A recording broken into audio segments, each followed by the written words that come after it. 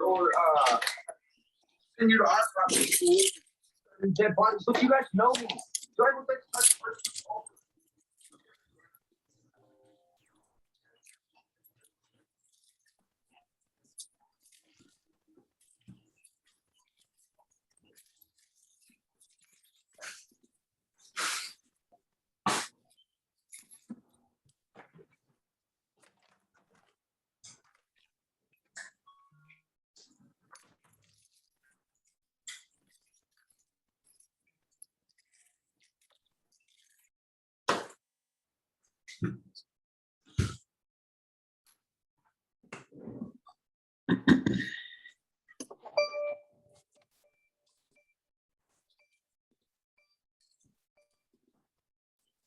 Good evening, good people. Yes. Meet her with you. Then we'll have to go home. Good evening. Yep. No, Hello. Christy, the night nurse, will do it. Chrissy, the night nurse. I don't know why she doesn't answer every call. Chrissy, the night nurse. I would do that. Anyone has any idea who's hosting this seminar? Janelle. No, I don't actually. The same thing. What's up, everybody? This is DJ1 with Touchpix. Can you guys hear me okay? Oh, yeah. Yes. Right on. Give me a few more minutes. We're about to get started. I'm setting up some equipment here. I'm going to try something new. And what do you guys want to hear today as far as GoPro or iPhone? Do you guys have a preference? Everybody on this call? iPhone for me. GoPro for us. Okay. GoPro for me. Both. Okay. I'm gonna try to see if I can cover both. I typically cover one or the other. The process is exactly the same. Last week I did a GoPro one. Typically, historically, we've done iPhones. What I'm gonna do is I'm gonna go ahead and do a GoPro today, right? But I'm gonna reference the iPhone a lot. Okay. So the process is very similar, very similar. The only difference is if you're a GoPro user, there's probably 3 added steps that you need to do to get that connection for your GoPro, okay? So just bear with me. I'm connecting some stuff on my end. I'm hoping I can screen share and all that fun stuff. That way you guys can actually see it working in action. And I'll be right back. Feel free to chat. I'll come back shortly. Give me a couple more minutes.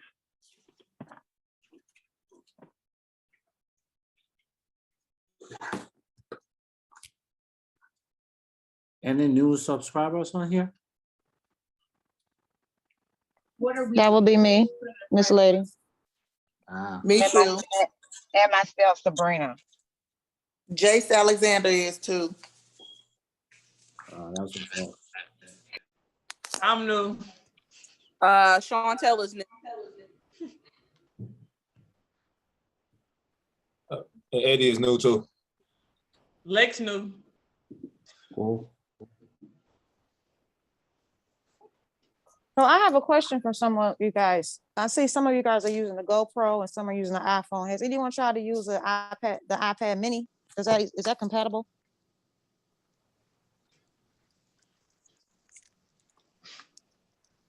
It says it on the little website thing. It is. It says it is.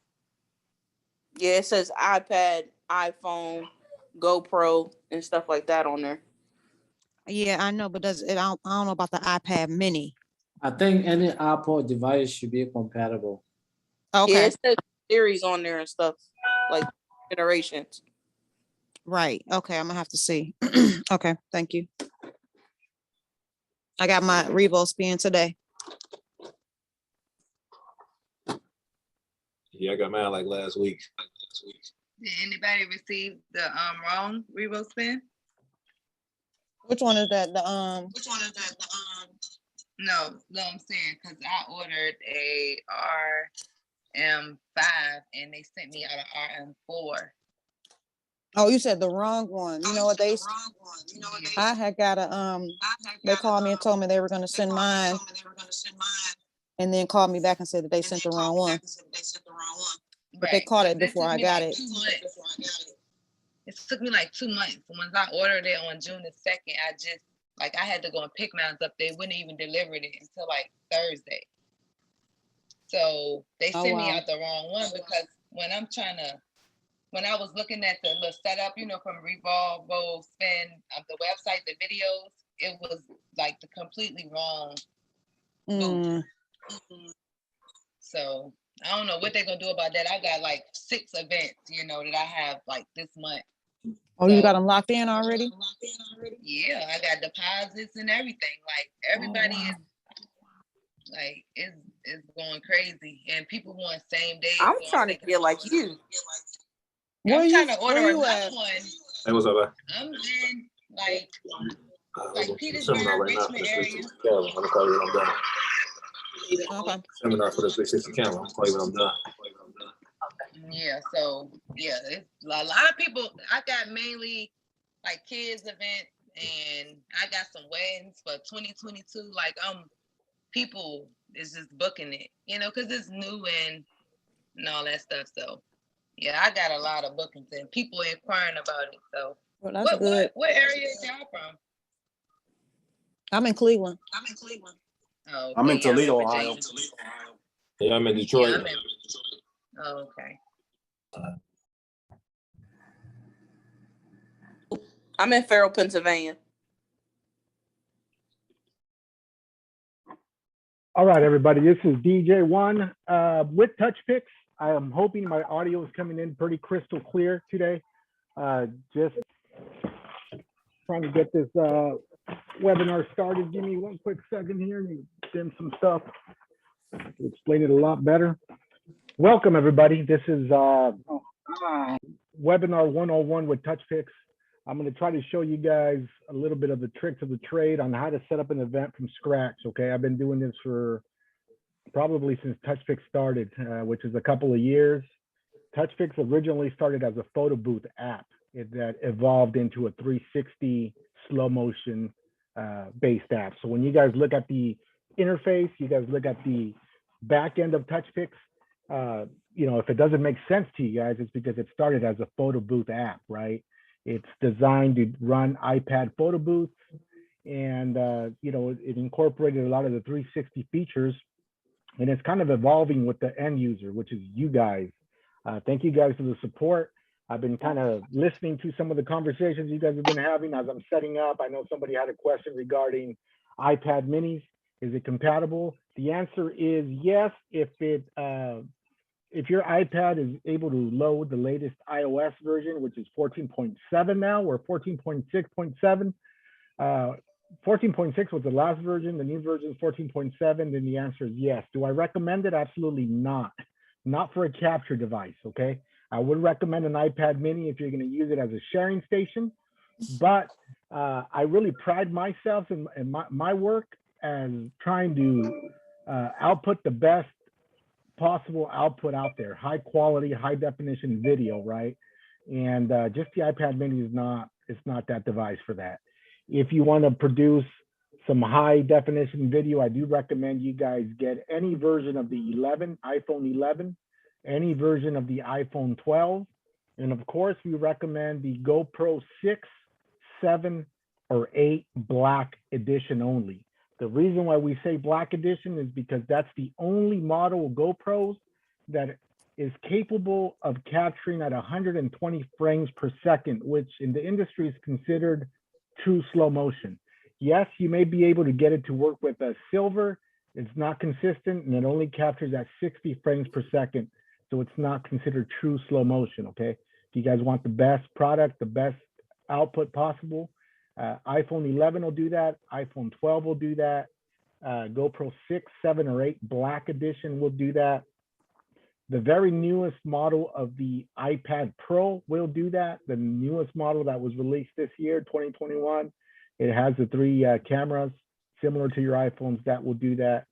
Unfortunately, as much as I would love to recommend an iPad to be your capture recording device, I simply just do not, because I've seen so many different instances where people have weak iPad brackets. Your iPad's gonna fall once or twice. My iPhone has fallen a few times, and you know, it's able to sustain more of an impact. Thankfully, it hasn't broken. I'm able to pop it back in, and we're good to go. And they fall not because the brackets are weak, but because sometimes, you know, we do some events that are a little bit too turned up and the guests are a little too tipsy, and you got really no control over that situation. So you guys will be pissed off at me if I say, yeah, get an iPad Pro. You guys drop $1,000 on that unit. You guys take it to your first event. Somebody, you know, knocks it out, and that impact for that iPad Pro, all of a sudden you have a cracked screen, and you know that's just not a good start, right? So even though it's capable, the brand new iPad is, I don't recommend you guys use that. Use an iPhone or a GoPro.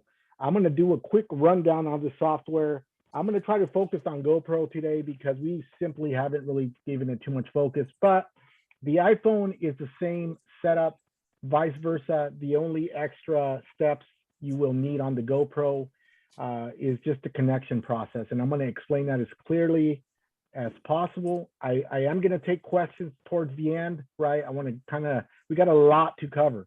I'm going to teach you how to set up a proper sharing station. You know, if we have time, I don't know how far I'm going to go into this video, but last week I went into our new supporting software that we provide you guys with for free for being a subscriber, which is ScanPix. ScanPix is basically a way of sharing without the need of internet, right? It's a way that it's a companion software. You're able to download it from our website under touchpix.com. If you go to support downloads, you guys will see a software called ScanPix. We're giving that away for free because we understand that sharing, not only with Touchpix, but with every 360 app out there, has been a struggle. Why? Not necessarily is on the software, but because we're sharing high quality, high definition video files, right? The video files they have some substance to them, meaning that they have some file size. We're not sharing pictures where pictures come in instantaneously.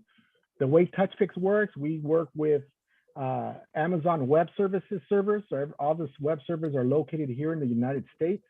So when your session is done, typically, if you have good internet, it uploads it over to the cloud. Amazon Web Service creates a hyperlink. That hyperlink then makes it to your guest's cell phone. They tap on it, and they'll be able to see their video. However, a lot of us do events out in the boondocks where we have no control over the Wi-Fi situation. We have no control over the cellular signal, which your hotspot operates under. Some people have Verizon, some people have AT&T, some people have Boost Mobile. A lot of those providers are very different with regards to delivering speeds of service. So we understand that. So Touchpix came out with a companion software called ScanPix. It's free based on the fact that it works specifically only with Touchpix. The way it works is you would need to buy, it's about an $80 router, right? And if you go this route, you will also need a computer. I have a 2016, basically it's a Windows 10 Dell tablet computer. It's a 2-in-1 where the keyboard separates from the actual screen. What that does, if you go this route, you're creating your own network at your event. So then what you're doing with our software is we're giving you 2 QR codes, right? When you configure the router one time, which is the only time you need to configure it is the beginning, you're allowing the guest to log into your local network, which is your router, as the initial connection. Then they scan QR code number 2, which you're allowing your guest to have access to that specific folder, which hosts all your gallery for that specific event. The guest will then see that on their phone.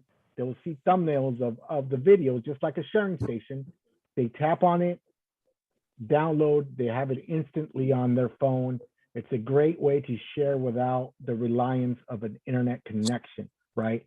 But I understand not everybody in this call is going to be ready for that jump. That's more of an advanced user type of tool, but the tool is available for you guys. And if you guys need more help with that, like I said, my name is DJ1. I'm on the support team. You'll find my email address in the chat box, dj1@touchpix.com. Feel free to drop me an email. We do have our support line that's active from Wednesday through Saturday, right? feel free to reach out to any of us on a support line. Don't know if I have any of my moderators on the call today. Typically is Charles. So it'll be charles@touchpix.com if you need to get a hold of him. We also have a very active Facebook group. It's a Facebook user group, right? So always feel free to drop questions in there. We have people monitoring those Facebook groups to make sure that if people are having issues, we're trying to resolve them as quickly as possible. I want to say about 90% of the issues are user related because, you know, a setting might have been missed or something wasn't set up correctly with the file. But that platform is there for you guys to kind of use as a resource. So it's a Touchpix user group on Facebook. Go ahead and join that. There's also a moderator, Rudy Diaz. We got George Velasco. I don't know if any of them are on the call right now, but that's typically the way, you know, our support system is kind of ran by, right? We do these every week, free, drop in every Wednesday, 8:15 if you need an updated course. As you notice, I'm recording this session in case you guys need a video playback later. I'll definitely shoot this out to you guys or I'll post it in the group. That way you guys can rewind and kind of learn at your own pace, okay? So forgive me if I'm going quick and let me know if you don't understand. Sometimes my AirPods disconnect and, you know, my audio may come in as muffled, but let me know. I'll slow down for you guys. I'll try to take care of every single one of them on this call because I do appreciate all 45 of you guys in this call who are taking time to enhance your business skills and trying to deliver that product out there, okay? So I'm gonna go ahead and share my screen and let me know if this works out for you guys. Let me see. Are you guys able to see my screen? Give me a sec, here we go. Multiple screens here, right? You guys see both of my screens on your computer? Yeah. Perfect, okay. Yes. So before we get started, this is the way I like to start my webinars. I'm gonna do I did a brief intro on Touchpix, kind of what it is. When you guys subscribe to Touchpix, I just need you guys to understand that, you know, we charge a monthly subscription. There's 3 basic packages, right? There's actually 4 because there is a hidden one that I will share. I'm gonna go into the pricing page right now. And we offer a $50 weekly package. So these are designed for people that maybe, you know, are getting into the business, they're testing the waters, they might not have all the bookings secured yet. You don't know how often you're gonna get booked. I think $50 is the initial rate to use our software. Of course, it includes your branding, it includes text messaging, emailing, it includes access to our companion software to scan pics.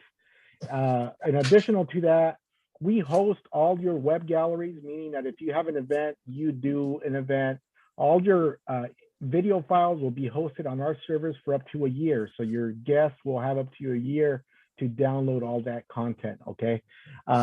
Additional to that is, like I mentioned earlier, Touchpix is not just your 360 software. If you are getting into the business, I highly recommend you guys diversify in the photo booth industry. Touchpix is an awesome photo booth software that can deal with drop-off photo booths. It does, I don't know how many of you guys have seen some ring roamers of people walking around with a ring light and an iPad inside taking pictures of, you know, just catching the moments anywhere, right? So Touchpix has the ability to remove background. That can be essential for the photo booth business. The key takeaway from that is you can activate as many events as you want within that week period without any additional fees. So if you have 5, 6 photo booths, you can activate them all at the same time as long as you have those iOS devices. For the people that get a little bit more busy, we have that monthly plan, right? Which is $140 for the month, right? The yearly plan for people who have more established photo booth businesses and have more than 360 probably fall into this range, the yearly price. As you can see, if you go into the month or the yearly price, then the breakdown gives you an added discount, right? We do have a hidden plan, right? It's going to be here under shop. Our hidden plan is called the white label plan, which you will see here for $1,200 a year. The difference between the $1,200 plan and the $1,000 plan, right, is this. When you subscribe on your phones with any of these here, 50, 140, or 999, the subscription is done through the Apple App Store. It actually ties your Apple ID account to that specific account, right? So meaning that you're not going to be able to activate any device that does not have the same Apple ID. This is important for a lot of users who are starting their business and are using their personal phones to purchase a subscription. We recommend that if you're going to be using it for a business, start a new Apple ID with a business name. That way you can kind of, you can gradually grow with whatever plan you choose. The $1,200 a year plan does not have that stipulation. You can actually activate it with any device. Doesn't matter if it's locked to the same Apple ID or not. So that's what a white label means. You know, just to give you guys a little bit of education on the white label, the meaning of white label in the photo booth industry for people that don't know. Typically, I'm located out of California. It's about 5:30 here in my time. I understand a lot of you guys are on the East Coast, but say I'm promoting my business online and I'm actually promoting business across state lines and I'm booked for whatever reason. I'm booked for this coming weekend, right? But I'm still getting a lot of leads. And these leads are coming in pretty strong, maybe corporate clients, maybe just regular, you know, high-end weddings that I'm doing. And as I'm receiving these leads, right, what a white label is, it gives you the opportunity to subcontract this job with somebody maybe in that specific area, right? It has to be somebody you trust because there's a lot of trust in this, right? If you think this other company provides high quality work that matches yours, you may reach out to this company and say, hey, would you like to white label this event? You guys negotiate a price, right? You supply the software portion of it with Touchpix. You create the event on your account. You create the artwork. You create everything. They're using their equipment. They go out and they do the job for you, but they do it under your brand. So they can't show up with their marketing material, with their branding. You guys are creating a network where you guys can exchange jobs with one another, but you have to really trust the other person that's doing that. This is why the white label subscription is made, because the majority of the photo booth business, big businesses operate this way. They subcontract. They market nationwide and they subcontract jobs. It creates, you know, a good relationship between different companies, but at the end of the day, you keep people busy, and if people are not booked that day, they're more than willing to subcontract that job for you, okay? So hopefully that makes sense for a lot of you guys. So that's the difference, and as we're gonna dive into Touchpix, this is what's called the dashboard. You go over to touchpix.com, you log into your account, and this is what's gonna be called the dashboard. Before we dive into Touchpix, I do encourage everybody who is starting with Touchpix to start off creating an event via laptop. Doesn't matter if it's a Mac or a Windows, but I recommend the easiest way to start setting up an event is a laptop. The reason I say this is because before you create an event, sorry for my messy desktop. Are you guys able to see my desktop right now? Probably not, right? Let me see. Yes. Okay. Yeah. Sorry for my messy desktop, right? But what I recommend everybody to do when you have a laptop, you create a folder and you call this folder Touchpix Files, right? In this folder, you're going to create your logo. You're going to create your, you know, if you're having stuff designed on Photoshop or Canva or having somebody else design it for you, you're going to get all the artwork, and you want all your files placed in a centralized location. That way it's very easy for you guys to know where it's located instead of you having to pick, oh, it's in my downloads folder. Oh, it's in my pictures folder. Oh, I saved it to my desktop. That can get very chaotic. Organization is a skill here. So definitely put it in a folder where your music file, your artwork, your promo videos, everything is going to be centralized. That's the way I like to recommend before we start. I'm going to toggle over back to Touchpix, and we're going to get started here. With that, make sure the screen is sharing again. Here we go. Okay, so once you are in Touchpix, I'm going to blow it up full page, and you're going to create. We're going to go back to the home page, and once we start creating an event, you know, you're going to pick. You're going to have a couple of options here. Create an event, right? Create an event from a custom event means that you're going to create the whole event custom. Create event from a preset is made for you to make things a little easier, I don't like to teach the preset way, but I'm going to explain it to you anyways, and I'll explain why I don't like to teach the preset way. So if I click preset on the event, doesn't matter if it's a GoPro or a iPhone, it basically creates an event for me in 3 clicks, right? I tell it what type of spinner I have, because there's a lot of manuals, there's a lot of automatics. You know, it creates these events in 3 clicks. So I would hit select, it'll take me to another questionnaire, hit select, you know, and the event will be created for me to already start the process, right? I don't like to do it this way because I like to brand my events, right? You guys are already paying money. You guys want to brand it with your brand. By clicking a preset, everything's branded Touchpix. Yes, you can still change it at the end. I don't like doing it that way because by changing it at the end, I have to go back into the settings and change a lot of the settings manually. I like to teach it from the very beginning, creating an event from scratch, because I want to show you guys a full understanding of all the features. However, if you're in a pinch and you're in a hurry, by all means, go ahead and use this, create an event from preset, and you know, play around with it. It also does sharing stations. It does regular photo iPad booths. You know, it also configures an iPad booth for printing as well. So these are just tools for you. You're going to pick whatever is the best way for you to operate your business. In this case, the first thing you're going to tap on is create a custom event. Okay. Once we tap on create a custom event, like any other software, you're going to name your event. I'm going to call this wedding, and I'm going to actually identify it with today's date, which is 8/4/21. My language is going to be English. My country is going to be USA. Countdown.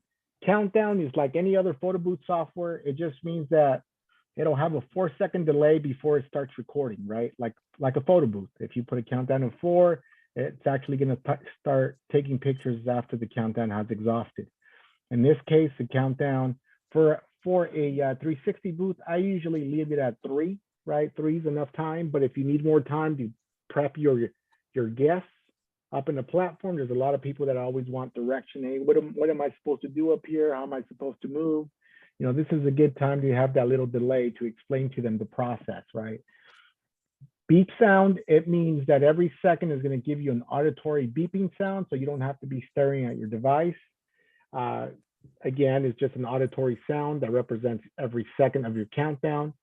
Mirror overlay preview, this actually has to do with your artwork at the very end, at the design. If you leave this enabled during your live view, it's going to appear in reverse, like the mirror effect. I leave this disabled, so if you want to follow along, leave it disabled as well. If you're using an iPhone, right, this is where it's very important. Again, I recommend the iPhone 11 or 12, any model. Doesn't matter if it's the base unit, the Pro or the Max Pro, they all have the same camera for the purposes of capturing slow motion. You always want to capture to the best choice that you have available to you, right? And in this case, the rear camera is far more superior than the front camera of any device. You always want to capture using the rear camera. It actually, it's a better quality camera. It's able to capture at 120 frames per second, you know, in its true high definition form. So you want to check rear camera. For GoPro users, go ahead and just check it as common practice. I'll tell you where to make the change. It's always good practice just to kind of follow along, and in the event that your GoPro malfunctions or something happens, by you checking off this setting, it means that your iDevice is probably going to be ready to go if you have to swap it with an iPhone or an iPad, worst case scenario. So make sure that's checked off. Camera exposure, this just means that if it's going to give you full controls of your camera settings, whether that means you're like a normal DSLR camera, you know, you have an exposure rate, you have an ISO. For people that understand photography, that means if you're going to a venue and your lighting is probably lacking a little bit more brightness, you're able to go into your camera settings on your phone and adjust the brightness or exposure or the ISO. So I always like to have these options available in the event that I need them. So I'm going to go ahead and click enable there. The QR protection function, you're not going to need this. This is more of a photo booth function.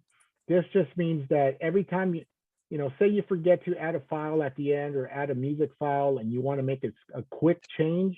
Well, if you leave this enabled, it's not going to let you do a quick change because it's going to ask you, in order for you to make a change, you need to present me with the QR code to make sure you are who you say you are. It belongs to you, right? This is more of a photo booth function specifically for the drop-off photo booth. It just doesn't allow people to tamper with the back-end settings unless they have access to them. So leave this disabled for the 360 side, okay? As we scroll down, we're not doing any printing, so we're going to select this to no printing option. Here in the functions area, we're going to go ahead and deselect photos, boomerangs, GIFs, and videos, because all of these 4 options are designed for the photo booth side. The only option that you want to move forward with is this option here, slow-mo, right? And right below it, there's a slow-mo boomerang. So this boomerang just means that it's going to apply the slow-mo effect.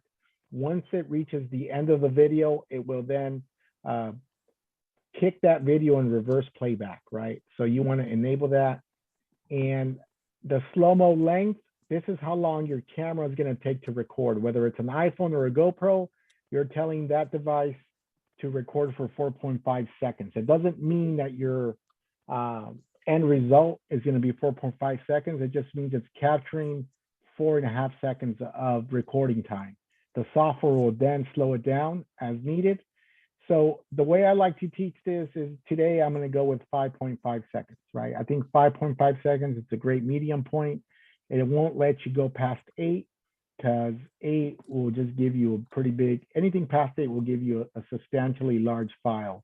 We're trying to keep these files anywhere between 30 seconds and below, right? I think the sweet spot for a nice 360 video is probably between, I would say between 17 seconds to 23 seconds would be a nice medium in between. If you really want to push the limits, don't exceed 30 seconds because then it's going to impact a lot of the rendering time. It's going to impact the sharing time, the upload time. Unless you have really good connections, then by all means, okay? But for the purposes of this video, I think 5.5 is plenty, okay? As we scroll here to the side, this is where you add your audio. You add your audio file on the web interface. It's important to note that Touchpix makes it real easy for you to add any MP3 file. It's up to you where you get that file. Of course, we're a business and we're not going to say, or we're not going to condone, you know, using copyright music because we legally can't say that. We're going to say, go grab yourself a music file from a royalty-free music site. A royalty-free music site, there's tons of them online. You can Google royalty-free, you will see a few. Some of them are called Epidemic Sounds. Another one's called audiojungle.net.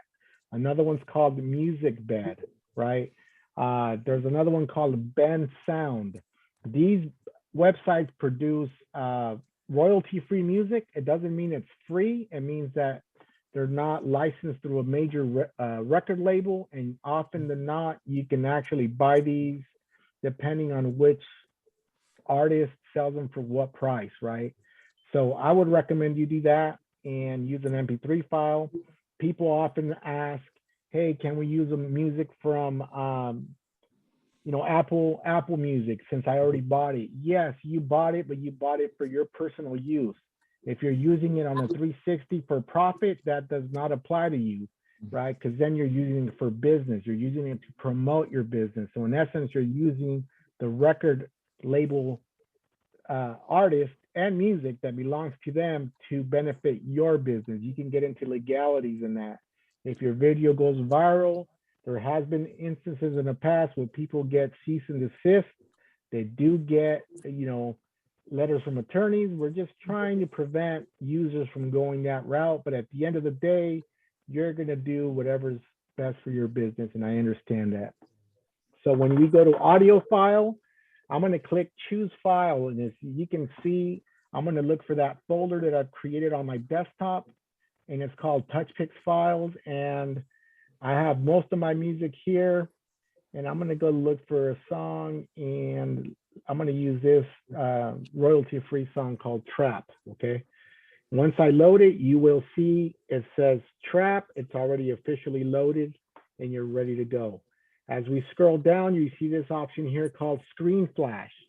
This does not pertain to anything on the 360 side. This is a flash simulation for the photo booth side, so leave that disabled, okay? We're now into the timeout area. What timeouts mean is the app has capability of setting up survey questions for photo booths in case you get corporate clients. Corporate clients meaning like maybe a Mercedes dealership hires you to do a photo booth or some type of event, and they want to collect data like email addresses, and they want you to do a questionnaire like saying, are you going to buy a Mercedes within the, you know, the next 0 to 3 months, 6 months to 12, some type of, you know, some type of scalable question like that. That information is valuable to them. So the survey section just means that you have 10 seconds to fill out that survey. We're not using surveys, so we're going to leave it at 0. Editing is more for the photo booth side when you're putting props on people's pictures. Again, I'm going to put that at 0. The thank you screen, you don't need the thank you screen to show up for 8 seconds. I'm going to put that at 0. For the prop section, you don't need the prop selection to be up there. I'm going to put that at 0. The only thing I'm leaving at default is sharing, right? Because sometimes people need a way out. If I were to put sharing at 0 here, you're going to make one mistake. When people share, you're not allowing them enough time to input their number. So I leave it at default because it's going to leave up to 12 seconds for them to input that number before it just transitions over to the next session. So just leave that sharing portion at 12. Everything else, leave it at 0 seconds, okay? As we scroll down, the sharing portion, this is what you will more than likely offer your clients, right? We offer SMS text messaging, email. I do not offer Facebook. I do not offer WhatsApp. I do not offer Twitter, and I leave the copy option off. The reason I do not offer these social media platforms is because the guest would literally have to not only input their entire email belonging to Facebook, but also their password. And how many of us really memorize our Facebook passwords, right? So we figure if you deliver the content via email or SMS, they can actually upload it to these social media sites from their phone, okay? Download is very important you check off because Apple is very, they get very conservative when it comes to allowing third-party apps to like download anything in that matter. So the download button, what that does is when a customer sends themselves the link through SMS text messaging, they'll receive a link. Once they open the link, if you do not have download checked off, you will not see a download button on the screen. This creates a download button within the Safari, within our web interface to make sure that they're able to download that file. So it's important that you check that off. Yes, we're operated by iOS, so we offer Airdrop. Airdrop is probably the best way to share if you can share, because it delivers the file in its original content without compressing anything, and it's quick, seamless. But we understand that not everybody's an iPhone user, and there's a lot of Android users out there, so we are trying to provide the tool to share them the best way possible. A QR code is also an option, right? The QR code, the way the QR code works is once the photo reaches your gallery, if you click on that specific video file, you're given an independent QR code that is tied to that specific video only, not the entire gallery, but only that video. So you can tap the QR code icon and the guest will be able to download by just scanning the QR code, okay? That's with internet. The edit screen, leave this off. Again, this is more of a photo booth software type of function. But what is also very important that you guys need to leave on is the in-app gallery. The in-app gallery is basically your gallery that you have storing all your video files. If a customer comes off the 360 spinner, they forget to download their content, and all of a sudden they leave to go mingle in the party. They come back an hour later. They say, hey, I forgot to download my image. Can you send it to me? Well, by having the in-app gallery available to them, you're able to quickly go into the in-app gallery, look at the thumbnails, pick out their video, and send it their way. Okay, so this is important for you to activate. It also has a lot to do with the iPad sharing station. So you want to make sure this is always checked on, okay? As we scroll down, you got your email subject heading or your text message heading. You can customize this to your business. Right now, it's standard to photo booth. You can make it say XYZ photo booth. Thank you for visiting XYZ photo booth, right? The email that they will receive will say, thank you for visiting xyzphotobooth.com. This is my Instagram handle, and this is how you get a hold of me if you want to book me. That's typically what I put on my default email. You can do that to all these 4 boxes. I keep them very consistent and the same. So whatever you put here, you can put in all 4 boxes. It'll deliver the same end message and point them to your business, because this is where it becomes an area where you want to brand your specific event. As we scroll down, this is an area where, you know, we're not utilizing props. So we're going to select no props. Okay. Now it comes to the branding area. Branding area, you can put your company name there. If you got hired by a corporate company, you can put the corporate company name there. The app logo, if you're using the app logo, all these 3 sections here, it's going to take a branding, like a logo file. I recommend you guys use a transparent PNG file, but you can also use a JPEG. I just like to work with transparent files because it gives me more options and more flexibility to work with those types of files. So the app logo, what the app logo is, if you're using an Apple TV to screen mirror, this only applies to iPhone users, right?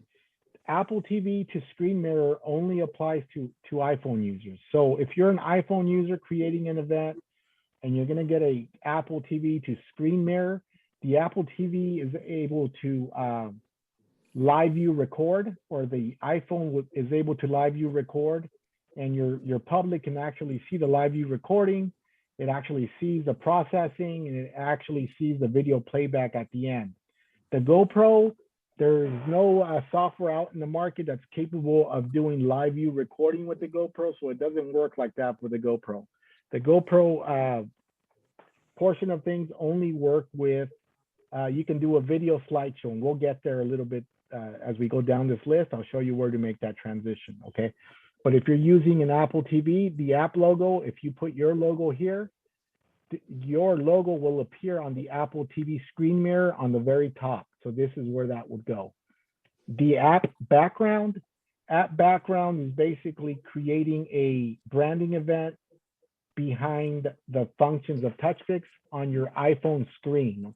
So if it's your logo, you will see the branding on your screen. If you're trying to use a corporate client logo, then you will see it on the iPad, and you will see it on your iPhone if that's what you're using, okay? The web gallery background is the same thing. You're just creating branding opportunities and logos. So when people go over to the sharing station, right behind those thumbnails, you will see your brand or your logo behind the thumbnails, right? Because you want people to recognize your brand. You want people to know how to get a hold of you.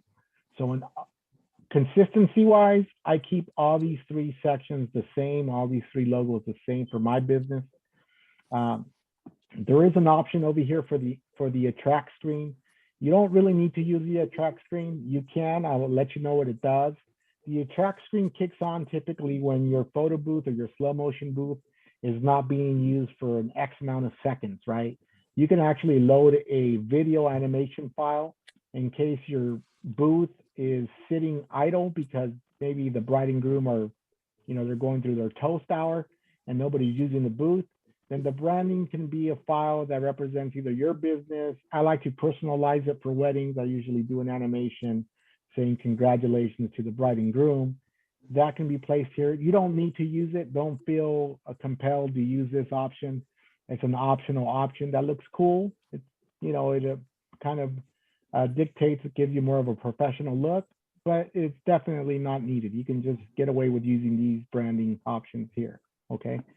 In the event that you don't use a transparent file, you use a JPEG, and you have a logo that has a white background, if your logo has a white background, you're gonna have to tap on this button here, because this is telling you that the text and buttons right now are white. So if your logo is white and you leave your text and button colors white, you're not gonna be able to see your text and button colors. So you're gonna need to change them to another color other than white. That way you're able to see them correctly. The logos I'm gonna use do not have a white background.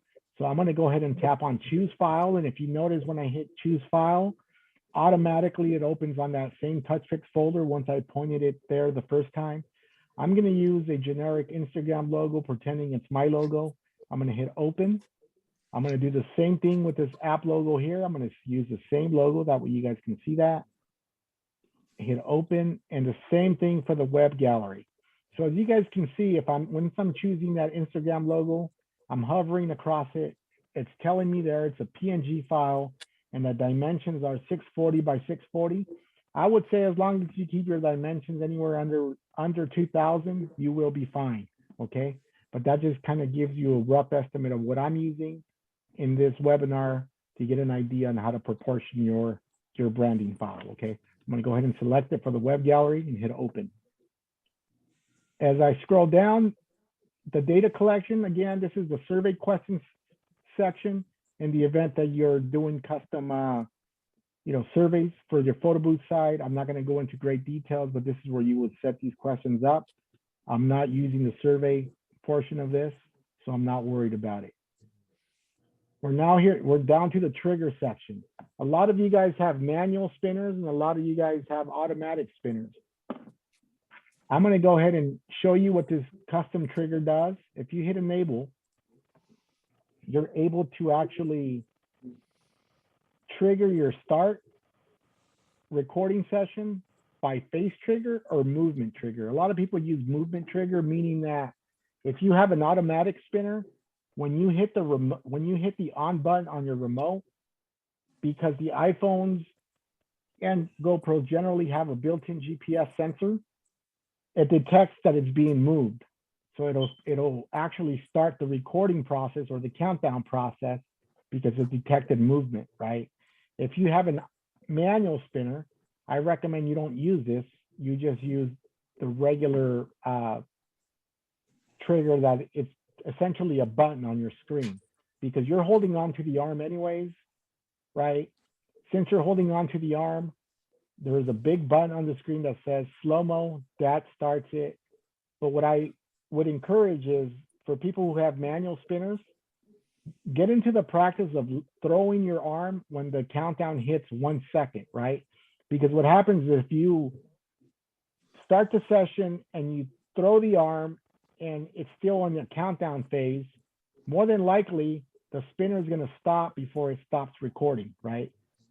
Versus if you get into the habit of looking at the countdown, once it hits 1, then letting it go, then you're going to ensure that you have enough time of it spinning for it to capture the entire session, okay? The way I'm going to show this right now is not using any of the trigger methods. It's really not needed. They're just optional, but know that this is what they're here for. Every platform, because we work with so many different brands, whether it be Rebel Spin, whether it be Selfie Box, whether it be OrcaView, Atlanta Photo Booth, so many different brands out there of spinners. Even I think China has a lot of brands out there now. You know, every spinner has different sensitivities, right? So what you can do is, before you were able to control the trigger delay, you can control it, which just means it'll just start the session a little delayed. You can go ahead. Before, this was a sensitivity range. The sensitivity range ain't there no more. So this is kind of more for people who, you know, are kids from a young adults. It'll detect the face structure, okay? So I'm gonna go ahead and disable this. For the people using GoPros and iPhones, this is the Apple, what is it? The Apple box area when you're using your Apple TV. If you're using an iPhone, you're able to screen mirror because it communicates from iPhone to iPhone. I recommend that if you do contemplate on an Apple TV, you actually get an Apple TV versus TVs that have a built-in Apple TV. The reason I say that is because Apple TVs, you don't need an external Wi-Fi for this to work, right? Versus TVs that have the built-in Apple TV app, you do need a separate Wi-Fi connection for this to work. So make it easy for yourselves. Just get yourselves an Apple TV. 3rd or 4th generation work great. If you want to do the screen mirror on the iPhone, make sure you just leave it at external session. What this does too is gives you an option for a QR carousel.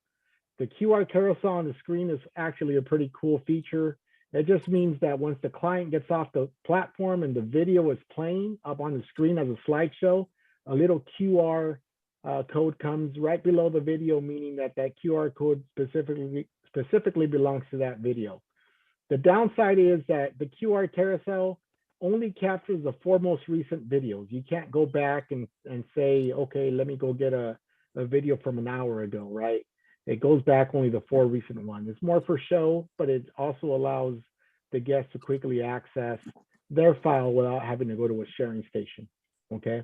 If you have a GoPro, since you're not able to do a live view recording, you want to toggle this external session to a slideshow, right? The slideshow will then enable your screen mirroring to play slideshow for the entire event. So as new videos keep coming on board, your Apple TV and your TV will just portray slideshow of the videos happening throughout the night. This is a great point here where I want to include that if you're taking a TV out, it is not necessary for you guys to take a TV out. It's optional, but don't give away this service for free. This is definitely a way where you guys can make more money, right? This is called an upsell. If you guys are going to be lugging out a TV, even though some TVs, go from 24 inches all the way to 55 inches, this is a great way to upsell your packages, right? Make sure you charge an extra 100 if it's a smaller TV, to 300 if it's a larger TV, or maybe you just take a projector, right? Make sure you make that money, right? This is an added wow factor that's going to separate you from everybody else offering 360s. So that's just kind of food for thought there, okay? So once you find your niche, since I'm using a GoPro for this demo, we're just going to leave it on slideshow. Slideshow doesn't do the QR carousel. So once we get to the bottom, we're going to hit submit. I know it took me about an hour or 45 minutes to get through this. This should only take you maybe 10 minutes tops, right? Even if you're a new user, it should probably be 15 minutes tops, right? But once you get very acclimated to what the functions are, it's not going to take you longer than 5 minutes to fill that out.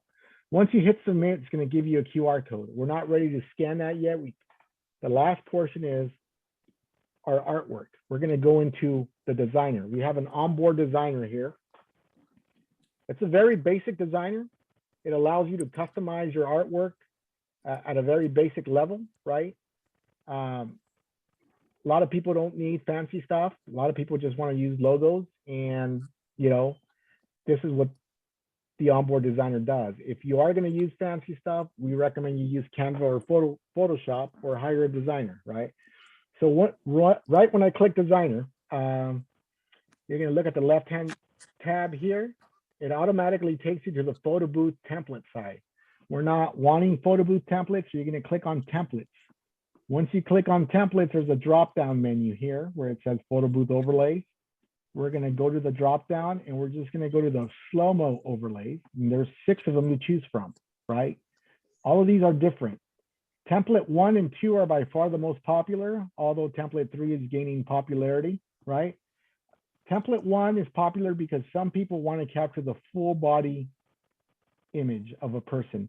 And if you notice, this template designed more for vertical camera orientation. Specifically iPhone users, if you're using this template, make sure that your camera is facing up instead of sideways, right? So this would be, if you want the full body shot, this would be it.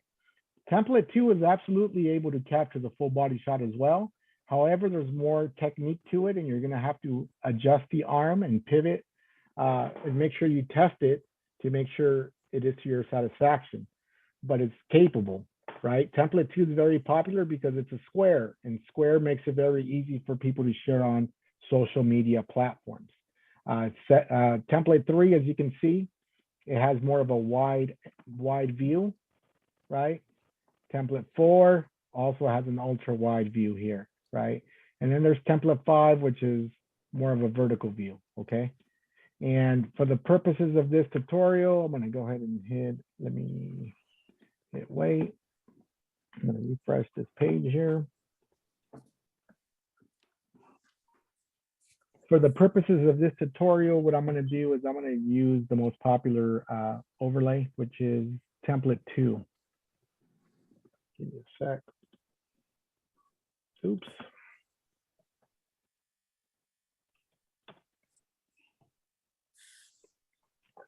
Okay, here we go. I'm gonna go back into the designer, right?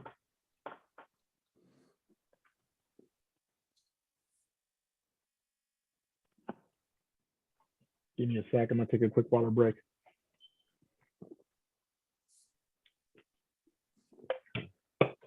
Okay, here we go. So I'm gonna go over to templates, slow-mo overlays. I'm gonna use template 2. You see the silhouette pop up, right? Once the silhouette pops up, if you want to design something on board with this designer, you can do so, right? You always click on the template you want to use. Once you see it on your right-hand side pop up, then you can go over to where it says stickers, right?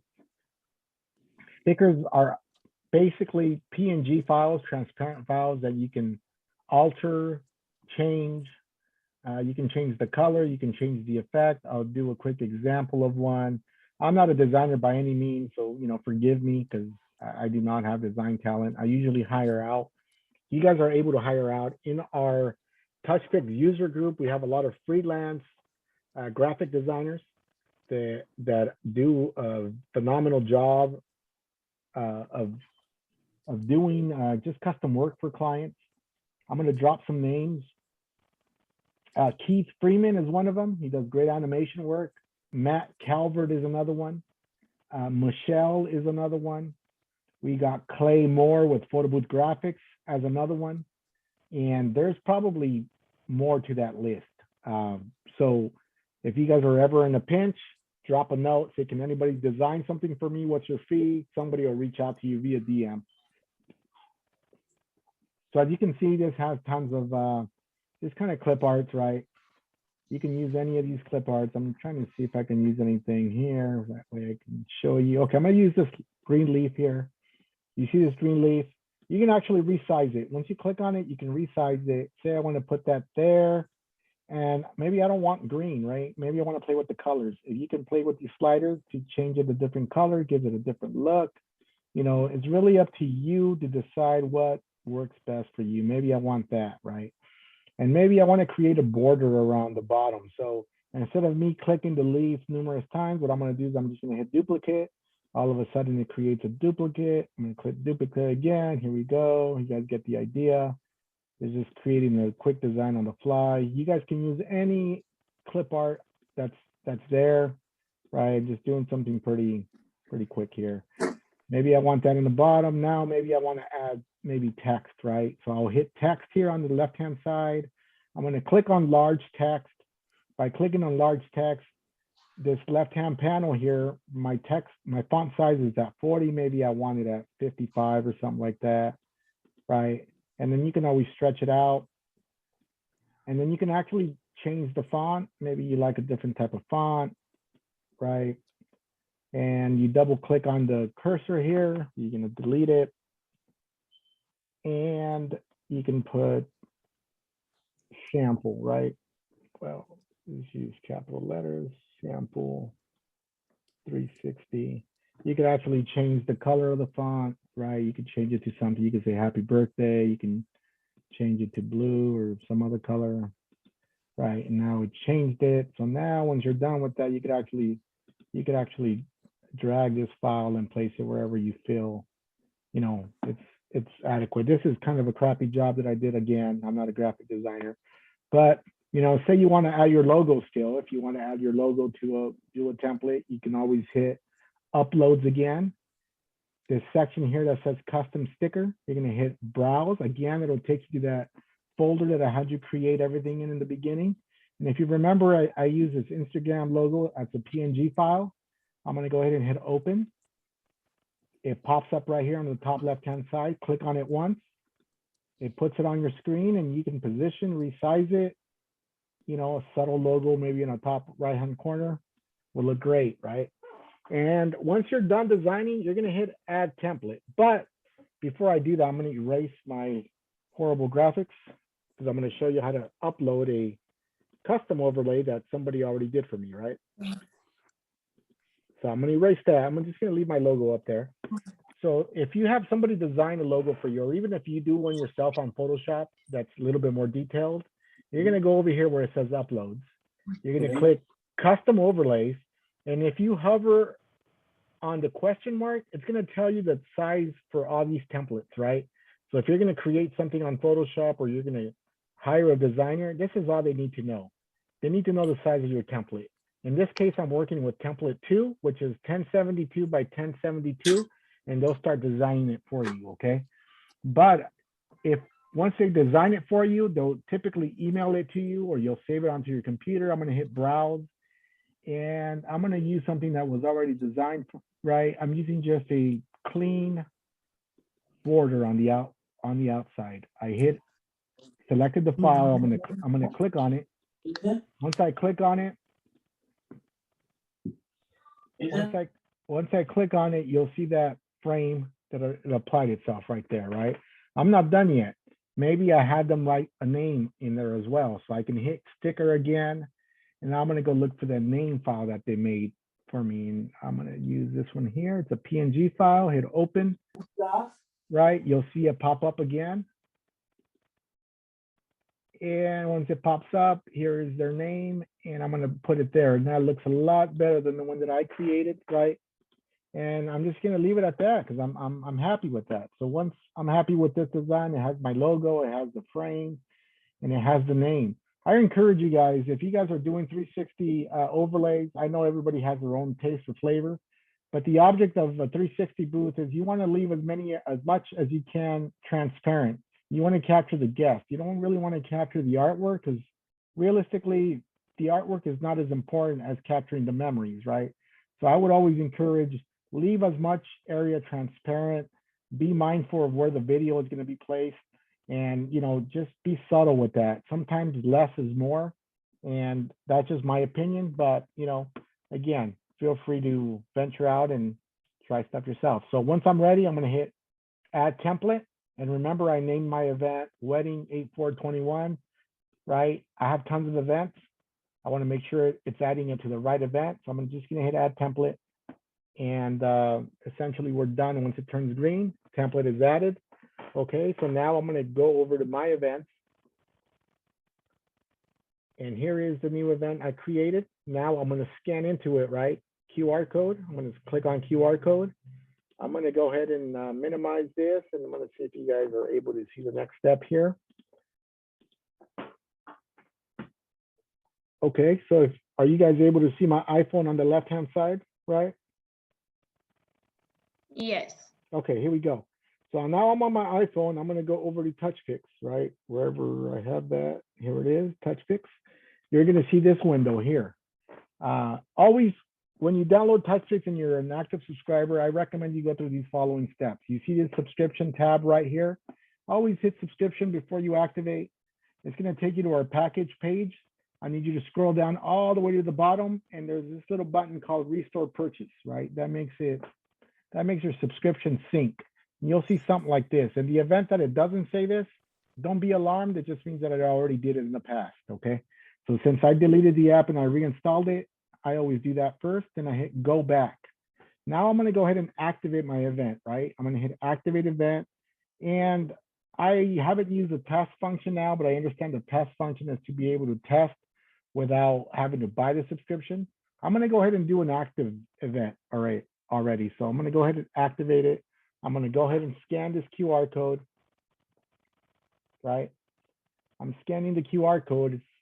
It recognized it. So essentially what it's doing is transferring all the settings that we just did online over to the phone. So for people that are are doing the Apple box, you're gonna get this disclaimer that's popping up, right? Because the Apple box uses some resources on the back end. It's basically telling you that your phone needs to download a file for that to work correctly. Let it do its thing, okay? So it's loading. It should be fairly quick depending on how fast your internet is. And then I'm gonna dive into the actual Touchpix settings. I'm gonna try to show you guys kind of how to set it up, and we'll go into the GoPro settings, and hopefully I'll get to show you guys an actual demo. Okay, once it's loaded,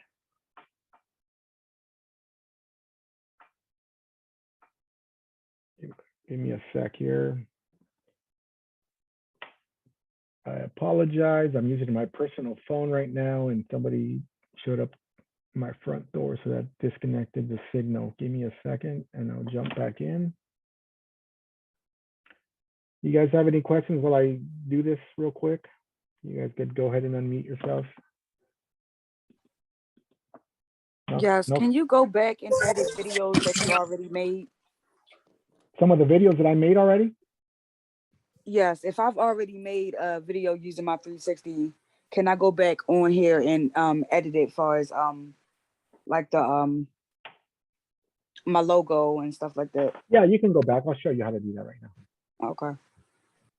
I have a question. Okay, when you do the event and you have them scan the QR code, if you're doing it from your iPhone or from any device, will they be able to scan just that one video, or are they scanning the entire?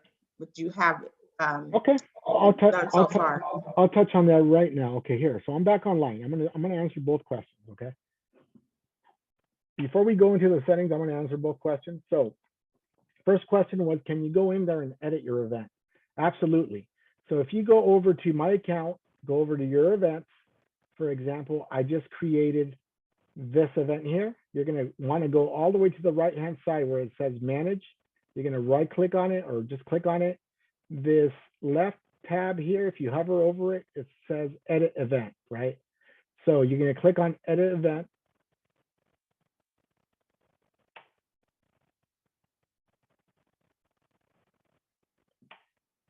Okay, here we go. Once you hit edit event, then you're gonna make the necessary changes here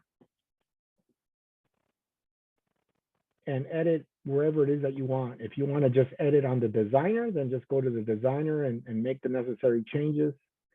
Let me see, let me toggle over back to,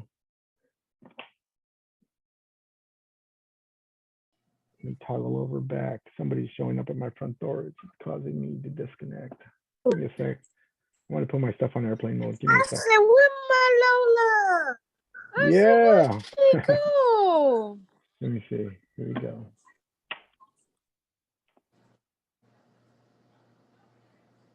So yeah, that's how you edit an event. And all you're going to do at the end is hit submit, and it'll auto update, which I will show you right now. Any change that you make, it'll auto update as long as you have an active internet connection, right? If you're not in an active internet connection, you're going to have to rescan that original QR code or the updated QR code for it to sync up, right? So I'll show you right now. It's connecting again. Sir, once you get back connected, can you show me where you actually enter in the outro? Yeah, I'll show you that as well. So, okay, so say I'm going to change my countdown to 4, okay? And then I'm going to go back and I'm going to hit submit, right? I'm going to hit submit.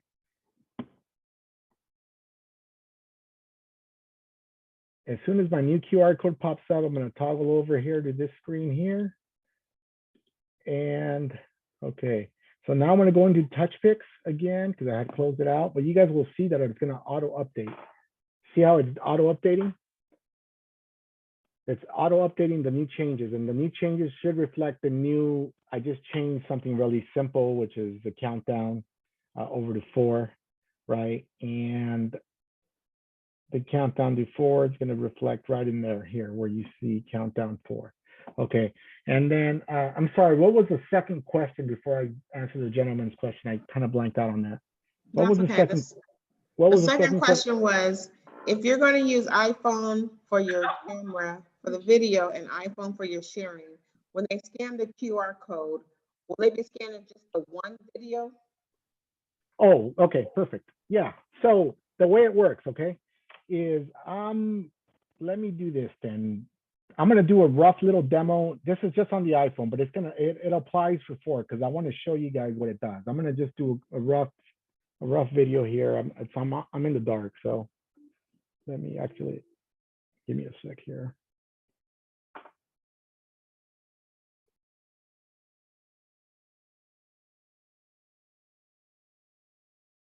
It's always good to disengage your rotation lock too if you're using an iPhone. So I'm doing something real simple. This is my computer here. And this is just for illustrations, right? Because you want to know if the person scanning the QR code is actually only going to be able to get that video, right? So I just did a quick little video recording. It's going through its process. This is just on an iPhone. I know we'll skip over to the GoPro shortly.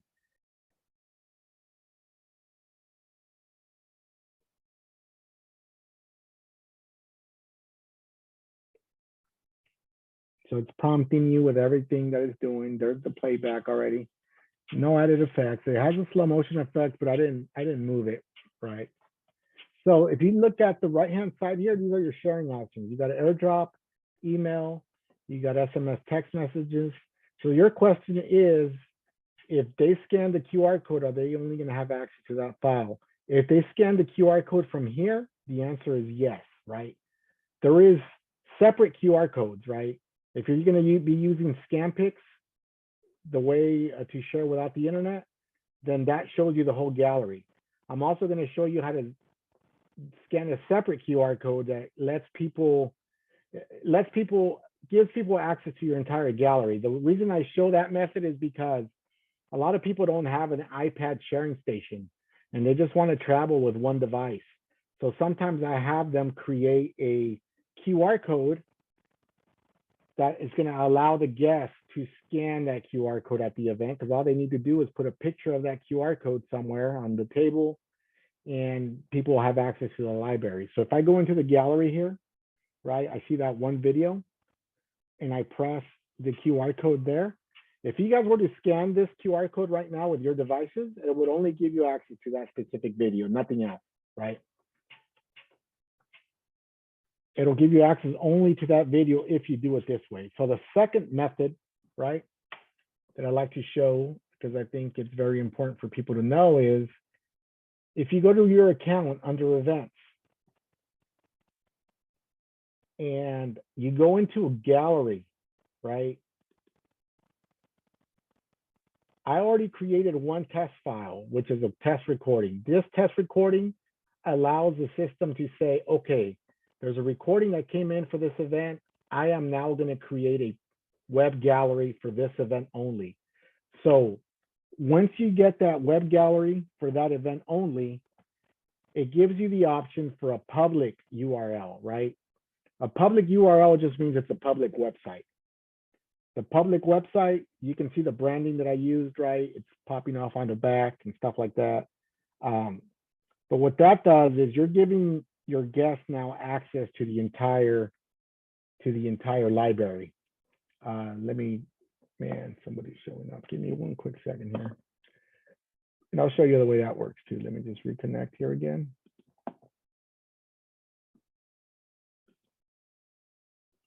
Okay, let me toggle back.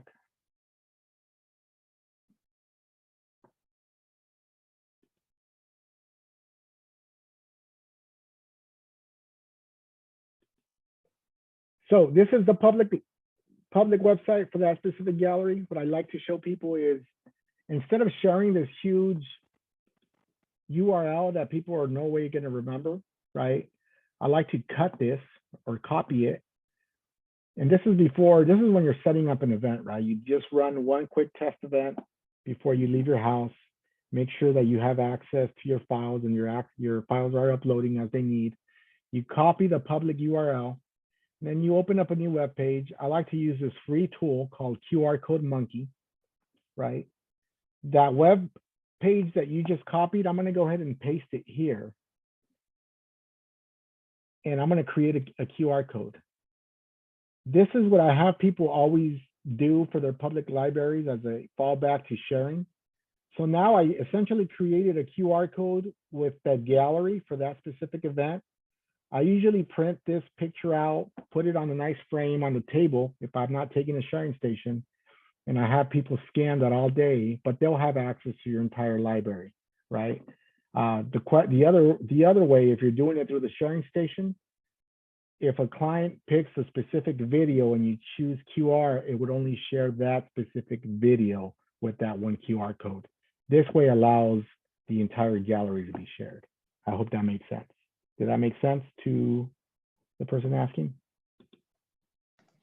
Okay, I'm sorry. So with that QR code monkey, so if we download that and take that with us and they scan that, that gives them access to the entire gallery? Correct.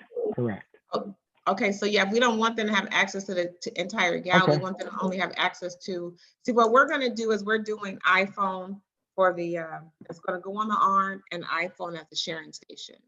Yeah, that's fine. So if you don't want them, give them access to that, then you use the QR code method in the sharing station, right? Okay, and then will it be one QR code after each video?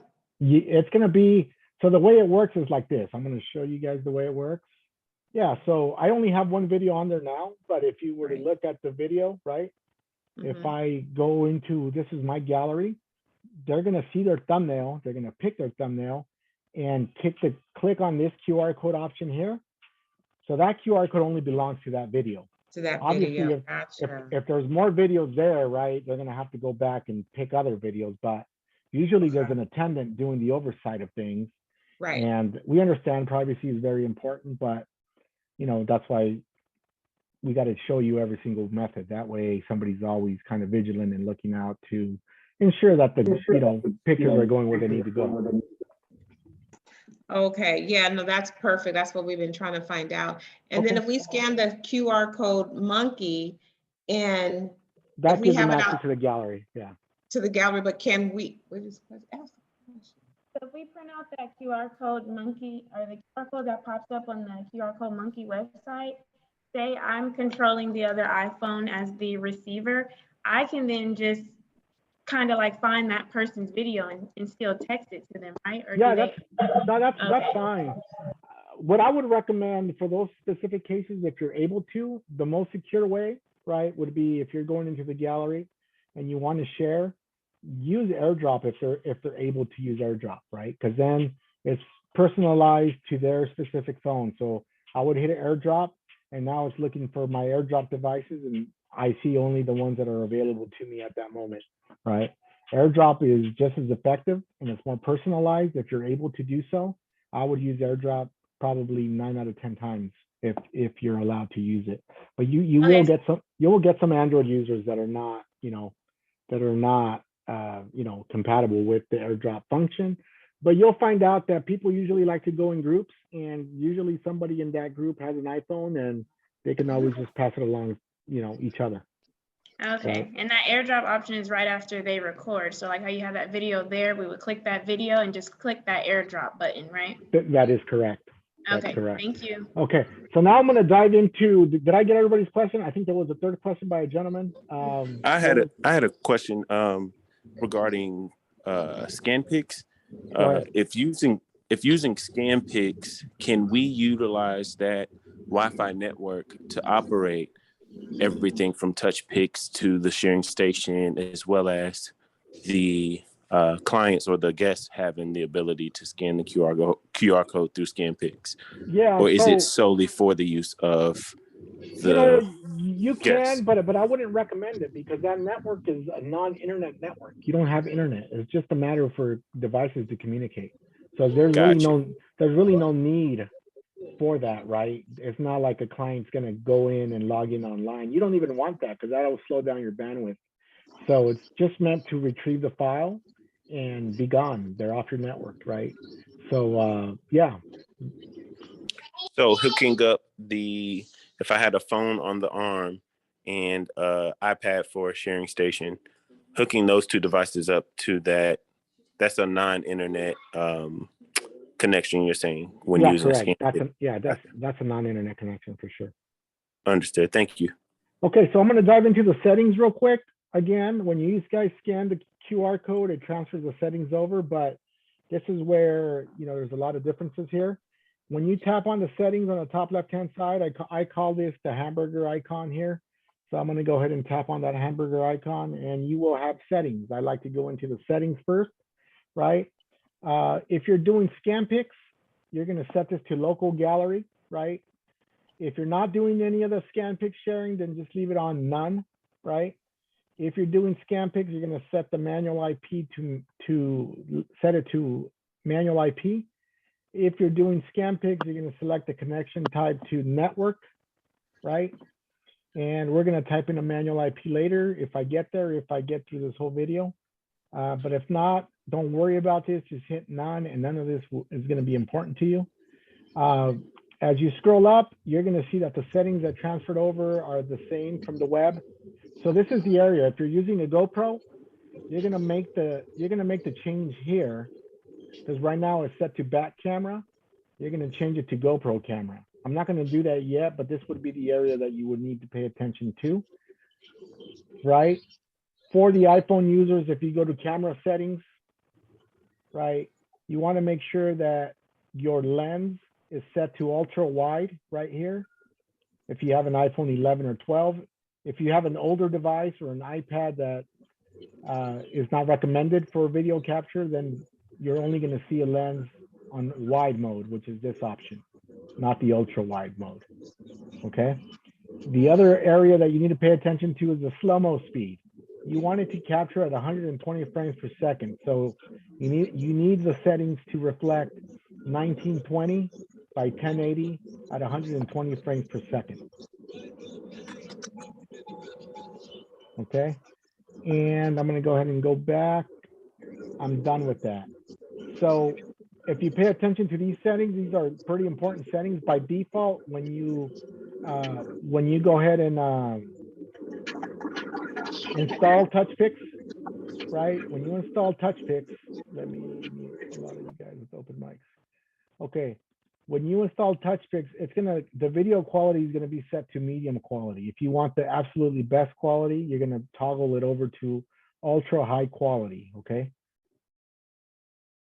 The other part that you need to know is here, it's the video effects creator tab. I had a question earlier by a gentleman saying, where do I add my post roll? My post roll video is your video promo that is applied at the end of the video. This is where you add it. You're going to tap on it, right? These are where your effects live. If you notice that the effects tab keeps going and going and going and going, right? So I like to use a couple of effects. I'm only going to show you a couple. I'm going to use this popular one that just came out called Snapshot. I selected Snapshot. Once I selected it, it's going to pop here in this middle gray box. You can only use 3 at a time. Audio is already taking 1. Snapshot's taking 2. I want to control where I want the effect to be applied. So I'm going to control Snapshot by selecting Snapshot. You're going to see a little timeline bar pop up here at the bottom. I want to apply that effect between 0.2 to 0.45. This is where the snapshot effect is going to be applied because I'm telling the app to install it from there to there. If I want to add a different effect, like maybe I want to add a collage effect, right? I'm going to add the collage effect. It pops down here to the box. I'm going to select it down here, and I'm going to add the collage effect from 0.5 to the very end of the video, and that's how I want to do it. So if you want to add a post roll, people want to ask, well, what's a post roll?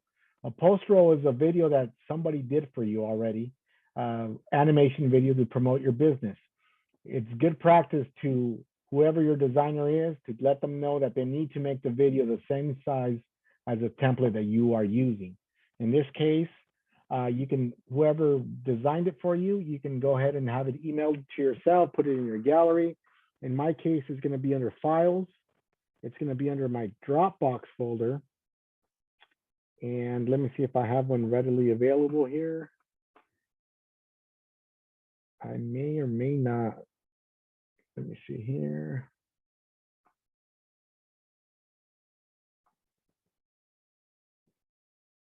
I don't think have it. Let me try one more time. Browse. I like to keep my stuff on Dropbox, but as you can see, you can store it on your phone. You can store it on Google Drive. Whatever you find best for you, you can store it there. But for these files, I like to keep them on Dropbox, and I'm not able to connect right now for whatever reason. Let me see if I have anything on my phone. Touchpix maybe. Well, I was trying to show you guys.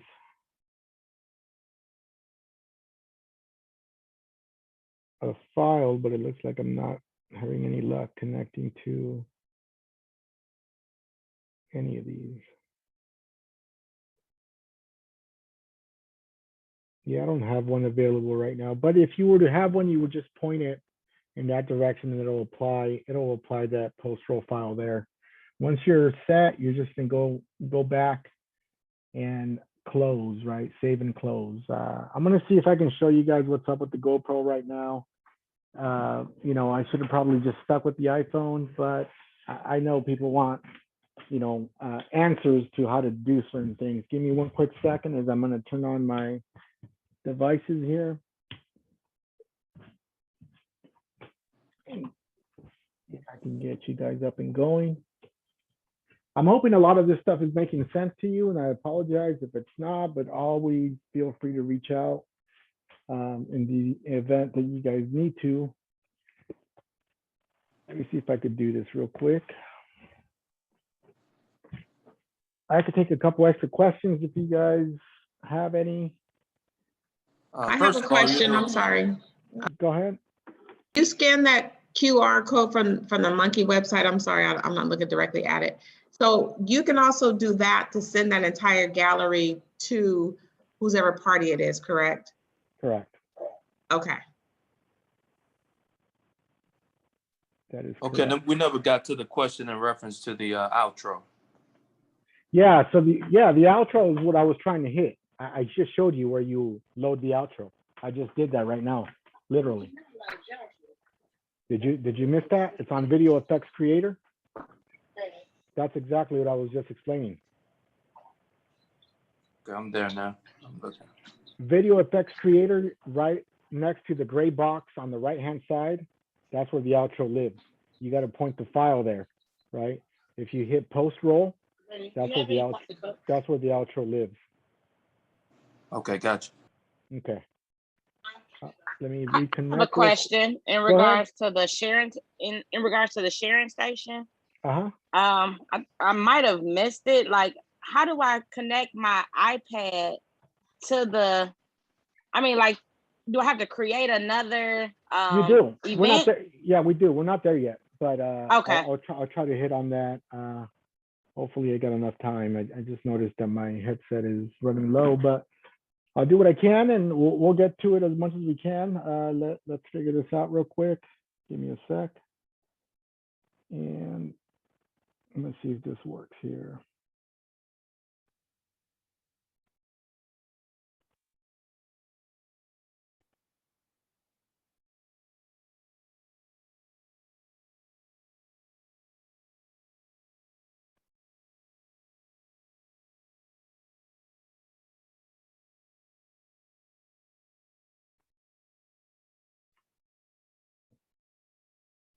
All right.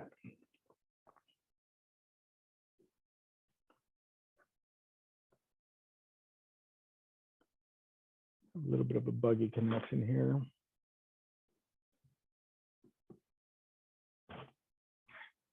Yeah, so the way, I guess I'll touch on that now while I'm doing this.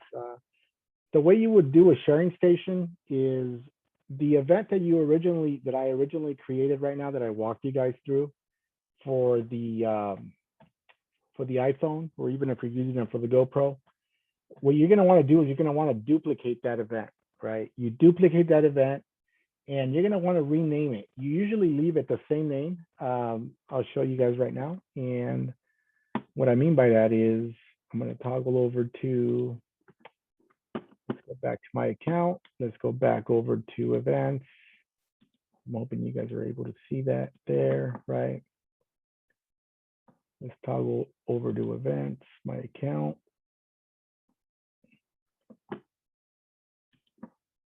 And the way you show a proper sharing station is you go to manage. There's middle icon here called duplicate. You hit duplicate. You see the name of the event already that I'm duplicating, wedding 8/4/21. The only thing I do for sharing stations is once I hit duplicate and I get to this section, I name this sharing station. That way I know that the QR code that's about to create that I need to scan into belongs to the sharing station QR code, right? You don't have to do anything else. You leave the settings as is. You don't have to go in there and mess with anything. Everything's already set. All you do is get your iPad device and you scan into this QR code, and you're done in the sense of creating a sharing station. Now, the only part to make the sharing station sync, which I'm going to go into now briefly, is, let me log back in here and I'll show you how to make that connection. I usually show this on camera, but I'm going to have to explain it so I don't have another device with me at the moment. Okay, so what you need to do is when you're doing a sharing station, you go into Touchpix, right? This screen that you guys are looking at, you're going to see the exact same screen on your sharing station. You always start with your sharing station first. You're going to want to hit gallery on your sharing station, right? And you see this letter up here. This letter up here on your sharing station, it's going to be an S. What you're going to want to do is tap that letter and you're going to hit activate receiver, right? It turns into an R, right? Once you do that, you leave your iPad on, you go over to your, you go over back to Touchpix. In this case, I'm pretending like I'm going back to an iPhone, right? I'm going to open up Touchpix again, pretending it's now my iPhone. Then for my iPhone, I do the same thing. I go over to gallery, and then instead of the R on my iPhone, I'm going to select the R and I'm going to hit activate sender. Right here where it says connect to, you're going to see the name of your iPad pop up. Once you see the name of your iPad pop up, you just hit that name. It'll say you've successfully connected your device. And that's it. That's how your sharing station connects. You just have to make sure that your device, your iPhone and your iPad, they both have Wi-Fi and Bluetooth on. They don't necessarily need to be connected to a network. The way they communicate on the back end is just with the iPhone or Bluetooth that is on, okay? So that's how they communicate with one another. So, you know, hopefully you guys can make good connections with that. There's also a YouTube video on the Touchpix YouTube page that kind of walks you through the details in a more visual manner to help you guys, you know, with that. But it's a very easy process. And once it's connected, make sure you don't mess with your iPad. You stay on the actual app and you don't toggle away from it.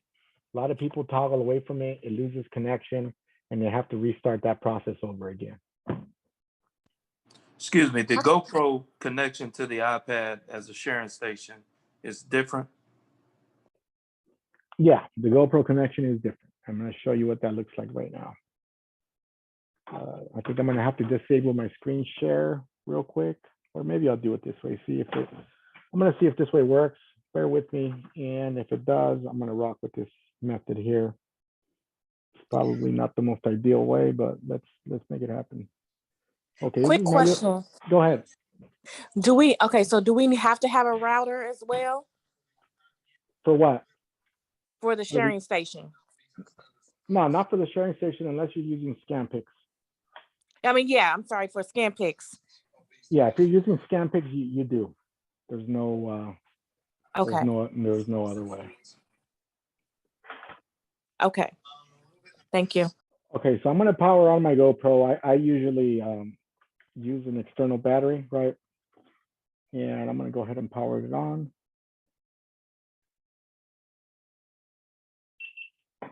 Okay, now that I have my GoPro on, I know it doesn't seem like it's on. So these are the important steps for the GoPro users. You got to make sure that it's on 1080 by 120. Mine right now, it's saying it's 960 by 120, so I must have moved it.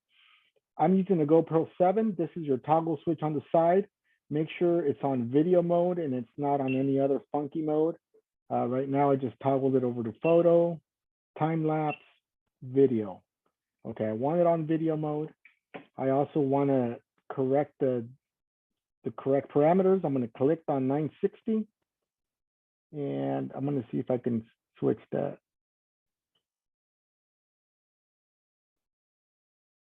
So I have it on 960 and it's not giving me a 1080 option, but if you look up on the right hand side, the aspect ratio is 4:3. I don't want it at 4:3. I want it at 16:9. And then once I made the connection up here of 16:9, we're able to see a 1080 mark. So now I'm at 1080. So now the 60 needs to be at 120, right? So I'm going to switch it from 1080 to 120. Now it's perfect, okay? So the way you make a connection with the GoPro is you turn it on, you toggle down, go into preferences. Once you go to preferences, you go into connections. From connections, it's always good to make sure that your Wi-Fi band is set to 2.4 gigahertz because that's the better connection for longer range. And then I'm going to hit connect device, right? And I'm going to connect device by GoPro app. So now you'll see that screen. So now for my other device, and I'm hoping I don't lose connection, I'm going to go over to the quick app, right? I'm going to go over to the quick app and let me see here. Let me use my iPad.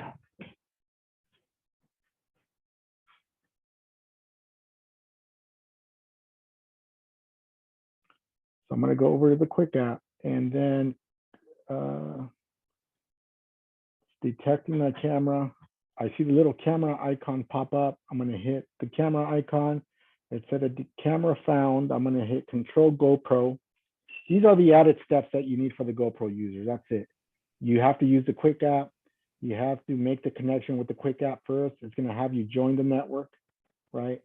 Just 1 second. Your screen is frozen on a picture of your iPhone. Okay. I was expecting that, and I'm going to go back to that again then, because typically it times out. Okay, let me see if I can make the pivot over to my camera.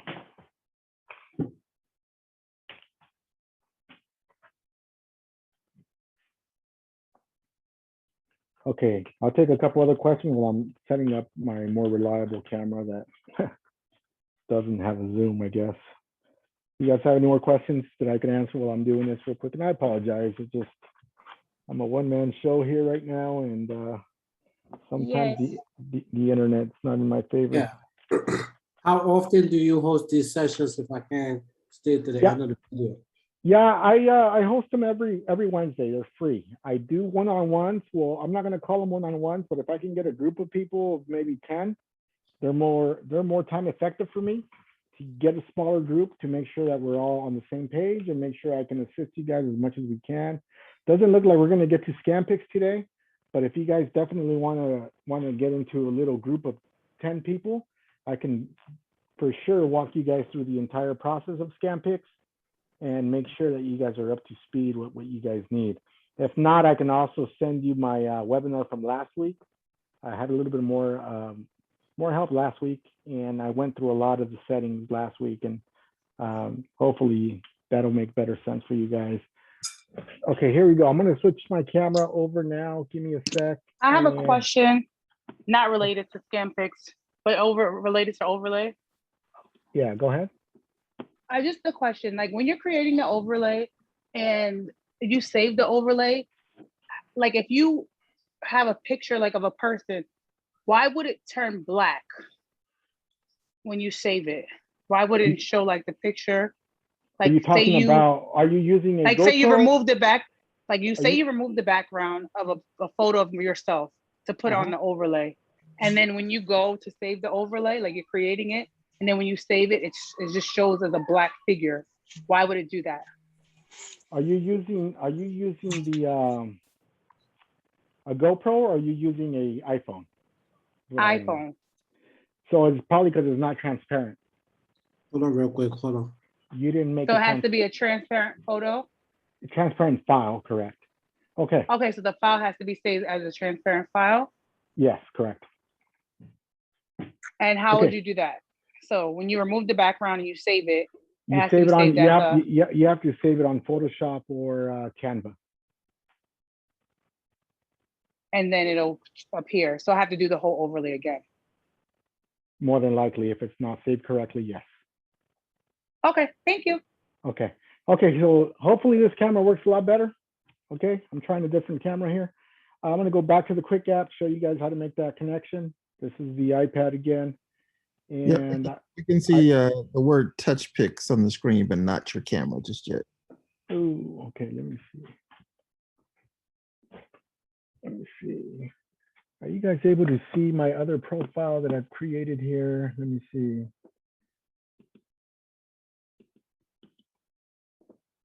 Stop video, make host. Okay, I'm making this host now. Okay, are you guys able to see that now or no?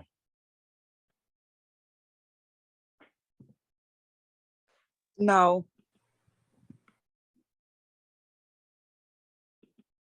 Okay. Okay, let me try this separate way. I apologize for that. I'm just trying different cameras, but some of them are cooperating, some of them are not. But let me revert back to my normally scheduled camera.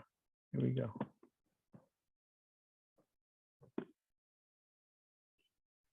Okay, can we ask another question while you're doing that? Sure. Okay. The first question is, when you add your music, is there a way to add the music from a certain point in the music without just adding it from the beginning? Yes, you have to use some type of music cutter app. That's really on you. Music cutter? Okay. Yeah, you have to use music cutter or another type of editing software for music specifically. Okay. And then what was your other question? So when we're scanning, so when we create the separate event for sharing, and we scan that second QR code, which is just for sharing, say I'm using an iPhone as my sharing station, I scan that sharing QR code, all videos from my receiver automatically goes there once I set up the receiver and sender. But when the videos are there, would I still need the QR monkey at that point, or can I just click the video and like airdrop that video from there? You can click the video and airdrop from there. Okay, and use the individual QR code option as That's well. correct. Too, right? Okay. Yeah, that's correct. Okay. Thank you. Are you guys able to see the camera now? Yes, we do. Thank you. Okay, perfect. All right, here we go. So now I'm back at the iPad. I opened the quick app. I'm going to go ahead and click the camera icon. It says it found my GoPro. I want to control my GoPro. Now it's going to set up the connection. Once you see the live view, right? Right now you're not able to see the live view because I actually have the lens cap on my GoPro. But, oh, there it is. Guess I didn't have the lens cap on. All right, here we go.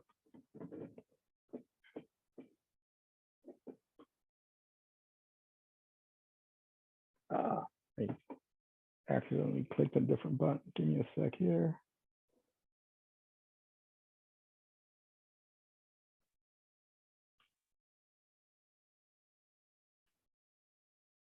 Okay.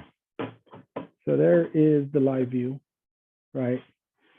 Once it's there on the live view, right? What you want to do is, once you see the live view on your quick app, you're going to minimize it. Then you're going to want to go over to Touchpix.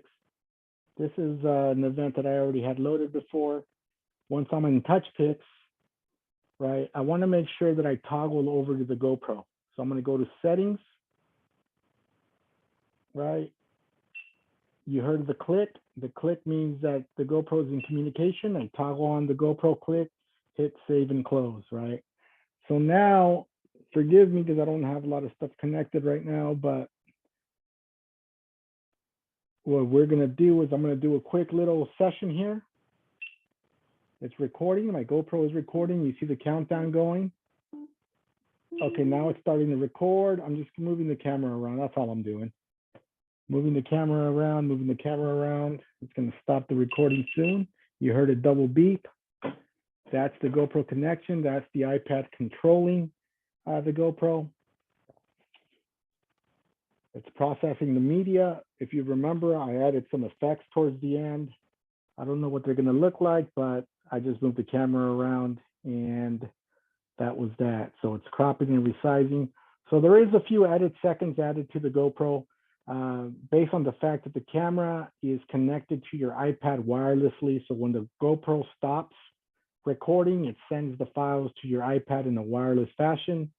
And then your iPad processes the video through Touchpix. So it's adding slow-mo.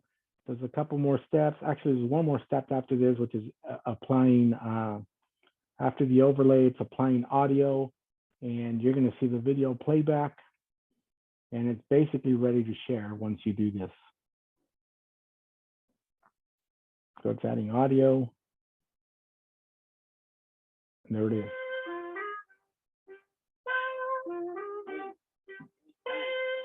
Sorry for the blurriness, but that's what I got.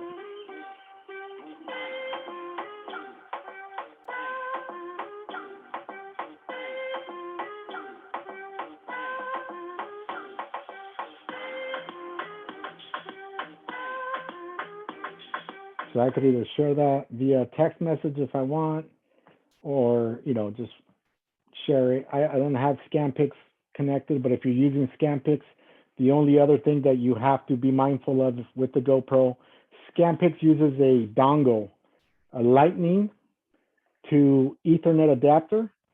The Ethernet cable is the only thing that plugs into the back of your router. And that's pretty much it. The computer portion of ScanPix is configured through the computer, but the communication happens wirelessly, right? I'm not going to get into the ScanPix section because it's going to take a long time, like an added at least 45 minutes. But I'd rather schedule for people that are interested, because I don't think a lot of people on this call are interested in kind of messing with the router route. But if I can get maybe a group of people that email me, again, my email is dj1@touchpix.com. I can put a separate Zoom class together, which just touches on ScanPix, and we can definitely get this kind of going. And I could assure you guys that if you guys test it, this is going to be the next thing moving forward, because the ability to receive those files without the need of internet is absolutely amazing. Plus, in the long run, it's going to save you money. You're not going to have to spend a monthly fee for a mobile hotspot, right? You're not going to have to get an extra data package, right? The router is going to cost you about $89. That's a one-time fee. Getting a two-in-one laptop, that's your other bigger expense. But if you already have a laptop that you're working with that's Windows-based, you're fine with that. You don't need anything else, right? So really depends on where you're at. If you want to save money, if you want to guarantee delivery, I would say ScanPix is the way to go. But again, it's more of a preference. We're just giving you the tools. I'll take some questions before I end the call tonight. You said your email address was dj1@touchpix.com. Correct. I'm going to type it again in the chat bar now. That way you guys have it, and we can schedule. If we can get a group together, I don't mind jumping on and kind of doing more of a private type of one-on-one with Touchpix. Oh, okay. So We you're just talking email you about- our name and email. I mean, yeah, just contact email information. me. I could probably do this sometime. It's Thursday. I'm going to hit the event weekend. So Fridays I'm on tech support. Thursdays and Fridays I'm on the tech support line. So I can possibly do something even maybe Friday morning if you guys are available. Friday night I can possibly do it, but more than likely Sunday would be the best day to do something like this. So you're talking about doing a one-on-one for the ScanPix. ScanPix. This will be ScanPix related. Okay, and then that's where the one where you get you have to have the router. Correct. So that way, if they don't have Correct. internet, you have your router and your computer. Or your, and I'm gonna go ahead and recommend the router. You guys can get it at Walmart. TP Link is the router. AX3000 is the model. That's That's a very good router. It has Wi-Fi 6 capabilities. I think Walmart had it for like $89 or something like that. But it's actually a very good router for you guys to get. It's not very expensive. The computer that I'm using, like I said, I'm using an old 2016 Dell 2-in-1. You guys can use any Windows-based computer. If it's recent, anything i3 and above is great. You don't need anything super fast. This is just to, you know, to host your files. But I find that you guys will benefit more from ScanPix than spending extra money on like hotspots and Can you say the name of that router again? Yeah, I typed it in the chat. It's TP-Link AX3000.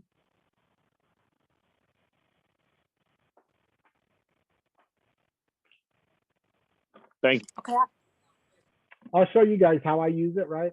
This is how I use it. I want to just kind of do a quick little, let's see here.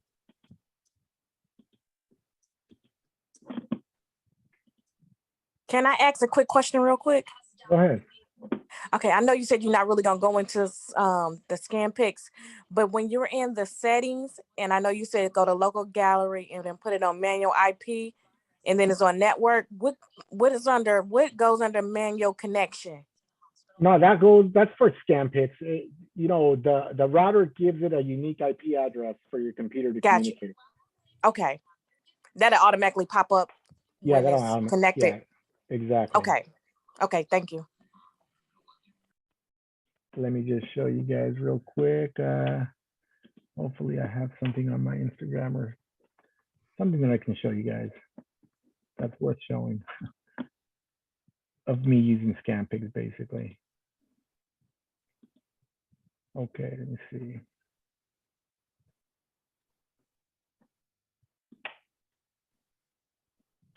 All right, let me see if I can do this.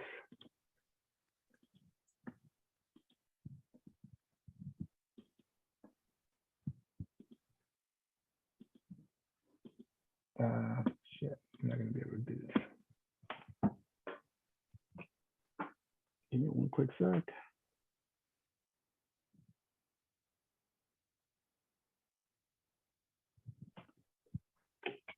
All right, now I'll be able to do this. Okay, here we go. So this is my IG. This is how I use ScanPix. By no means am I expecting everybody to do it this way, but you know, I'm a big on presentation and I'm big on the wow factor. That's what gives me a higher return on my investment, and I'm able to charge what I charge. But this is kind of my IG. This is how I use ScanPix. I grabbed a basically an iPad TV mount that sets up like a backdrop. It has ScanPix, you know, also plays a video file, right? It plays a video like a slideshow, full screen on the TV. The guests simply walk over to your sharing station. So this is kind of me at a winery. These are ScanPix, these are Touchpix animations. See how the overlays are animated? You're able to do that. Animated overlays, moving overlays. It does these paparazzi type of effects, which is called Snapshot. Right, so you're able to highlight a lot of the functions here on ScanPix. I kept it pretty basic. I had an animator design me this animation. I used Matt Calvert. You'll find him on the group, right? So he designed this. He designed the whole curtain thing of opening and closing. Kind of a pretty clean, slick design, and customized it to that event. And this is how the guests share. Look, it's a quick little video. They scan one QR code. Boom, they scan the second one, and boom, there's their video. All they do is hit download. So it's a very creative way of sharing. No internet is required. Just wanted to show you guys that. But, you know, throughout the, you know, if you guys have any questions, we can definitely address those during our more private session. Is that ScanPix that you just showed just now where they were scanning it from? What's that? Was that ScanPix where you just showed that was where they were ScanPix. sharing? That Correct. was ScanPix. That is ScanPix. That is ScanPix for sure. Say if I wanted to print photos with my from Touchpix, will I be able to do it with the videos that'll be shown? No, because you're printing photos. A video is a video. You can't print a video, right? Like, say, even if I use like the edit of the snapshot. Well, you can if you have some type of software that's going to captures a still, right? You're still gonna have Right, to just do not like on a, Touchpix. yeah, just not on Touchpix. Correct. Okay, Yeah. thank you. Yeah. Any other questions? I apologize. I know I had a little bit of technological glitches, but I try to be as informative as I can. I don't want to go into ScanPix right now because I know I won't have time to cover it fully. But if you guys have any other questions, I can try to I'm answer sorry. quickly. Yeah, I have a quick question. So on that one where you just showed it had two QR codes. So what Yeah. are the two different videos that they're scanning? One allows the guest to scan into your router automatically without having to put in a password or anything else. It just automatically connects. Once the guest is to your router, the second QR code goes into the gallery, and that's it. So ScanPix really is the way to go then. Yeah, I think so. But I mean, everybody's gonna have their own opinion. Like I said, I've been doing this a couple of years, and to share content immediately without having to rely on the internet, I think is a great thing. The fact that Touchpix is providing this free of charge is a great thing, because there's other companies out there that charge quite a bit of money for similar service. And you know, I think it's a win-win. So you guys are already invested with Touchpix. Why not use the resources we're allowing to make sure you deliver the product, right?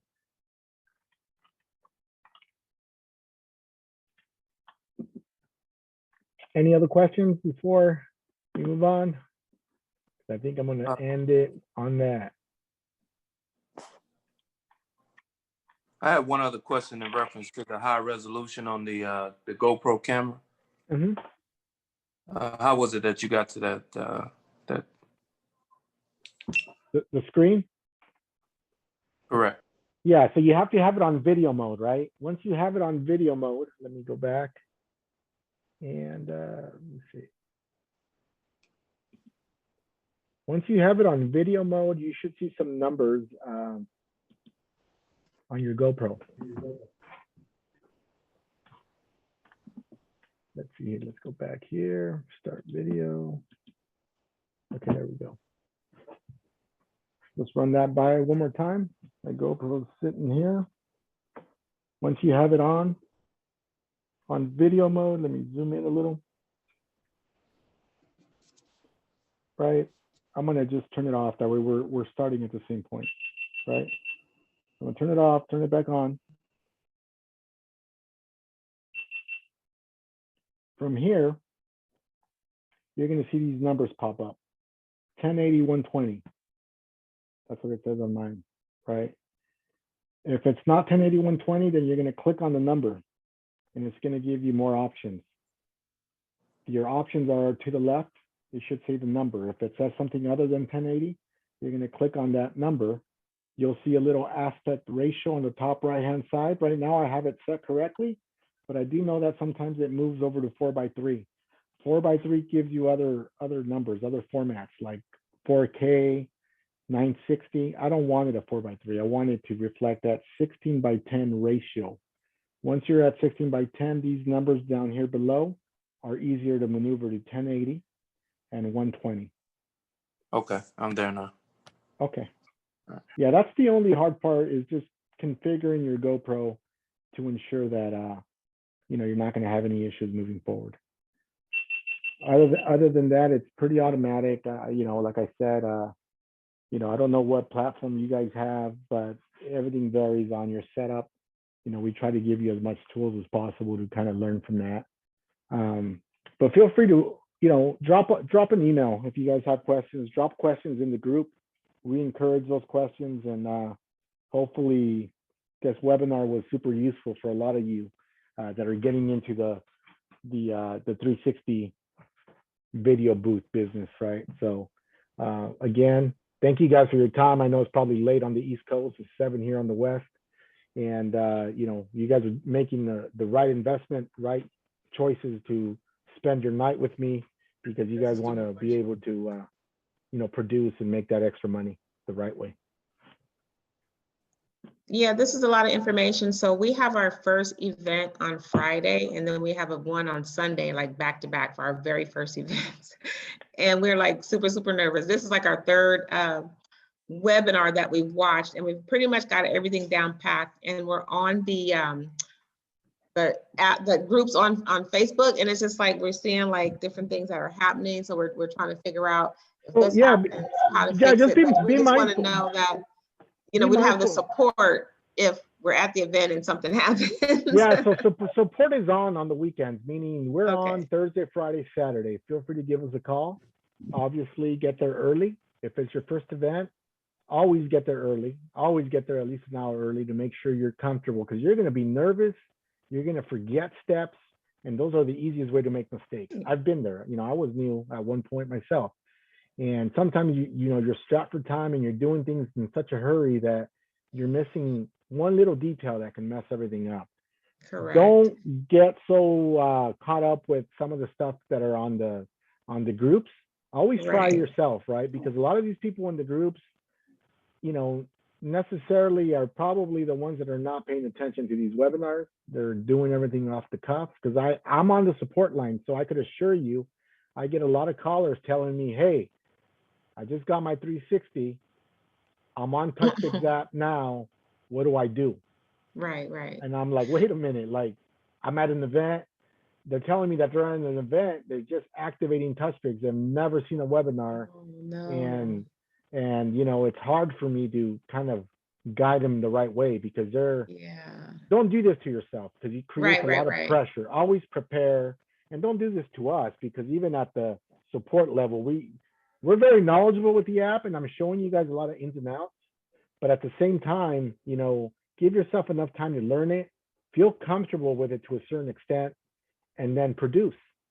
Yeah. The first, We've totally created the event. Well, we did the 7-day free trial. We got this monthly subscription. We've completely created the event, got the music. We've been on the spinner, timing it with the lights, adjusting different lights. And so we pretty much got it down. The only question we were basically having was if we had the iPhone on the arm and then the iPhone as a sharing station, but you covered all of that. So I think we're pretty much prepared. I just want to be prepared for the yeah, you're good. There's other external factors that come into play that people underestimate. There is lighting. There's other external factors, but it comes with practice, right? Nobody's gonna get it perfect the first time, and if you do, kudos to you, right?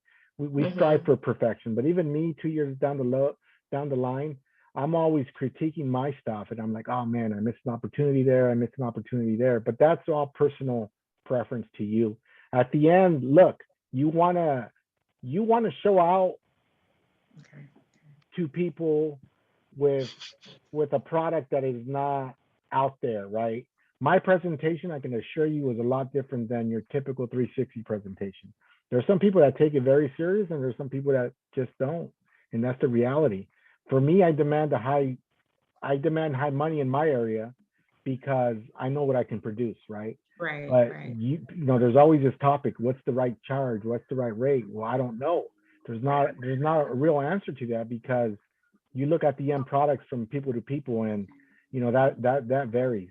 So So what's the number for support? Is it a toll-free number? Or? Yeah, it is a toll-free number. Let me get that for you real quick. And while you're doing that, closing out an event. So if you don't close out an event, when you go to your Touchpix app, it will not allow you. Yeah, so let me see. I hate calling the women. Let me see here. Made a nickel of it. I'm urging all the kids they homeless. Okay, so you close out an event. Let me give you the number first. It's 1-833 646 9955. That is support from Wednesday through Saturday.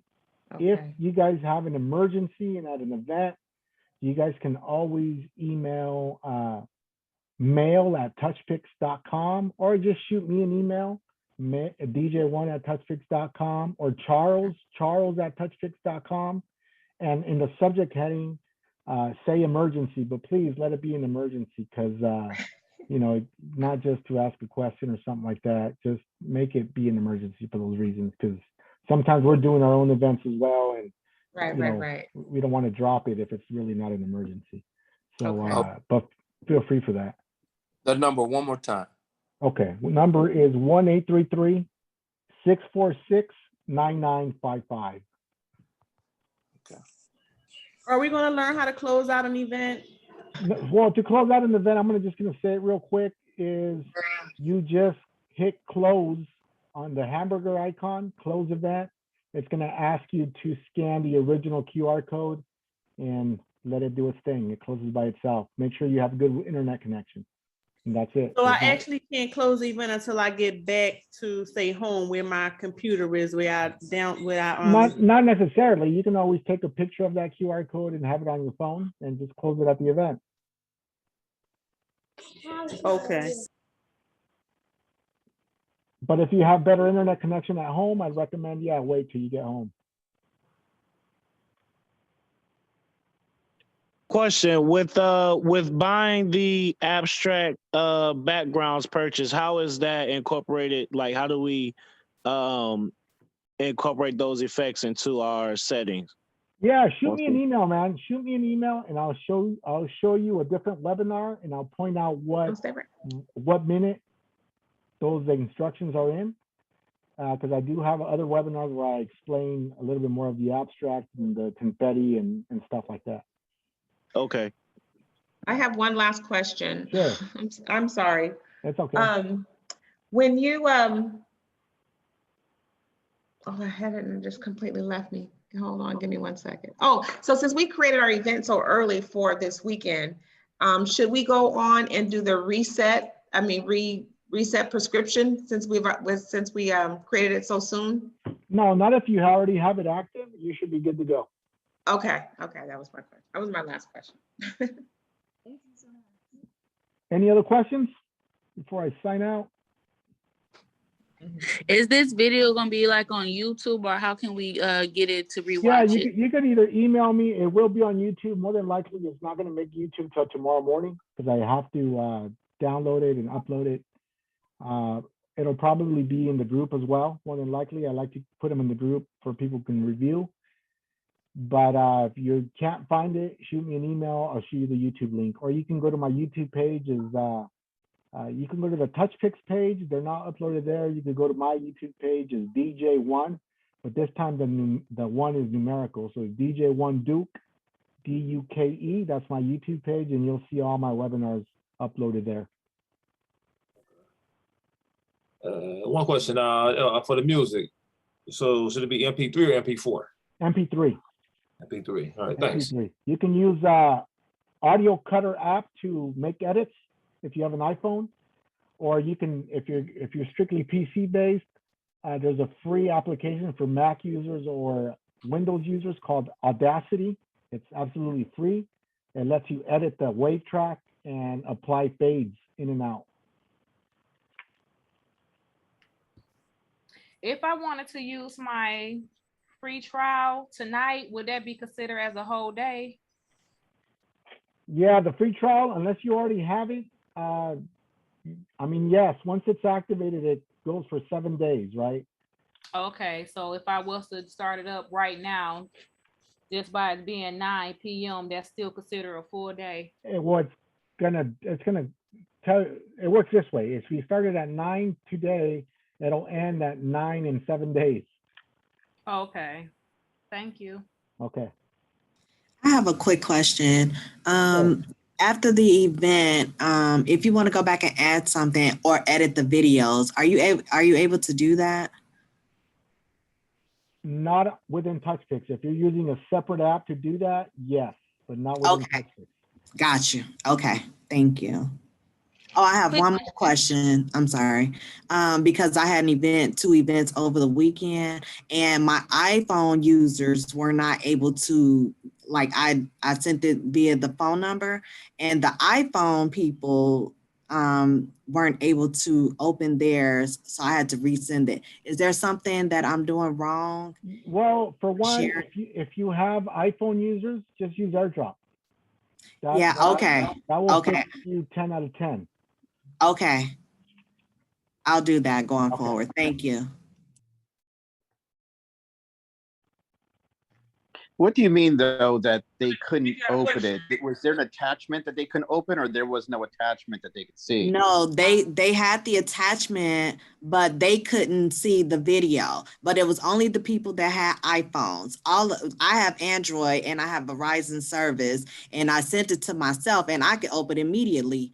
But the people that had iPhones, even though I'm using GoPro and I'm using the iPad sharing station, they weren't able to open the video. So I had to download it from my phone to send it to them. You know what I mean? Like through Facebook or something like that, which I thought was strange because I'm like, well, I'm using the iPad, you know, why wouldn't you get it? But yeah, it was only the iPhone users. It wasn't the Android users, ironically. Yeah, that's interesting. Right? That's interesting. But yeah, just you know, a way to troubleshoot that if it happens, use AirDrop, because the iPhone is probably the easiest way to share. Okay, I'll use AirDrop because I didn't even think about that going forward. So thank you. All right, anybody else before I sign out?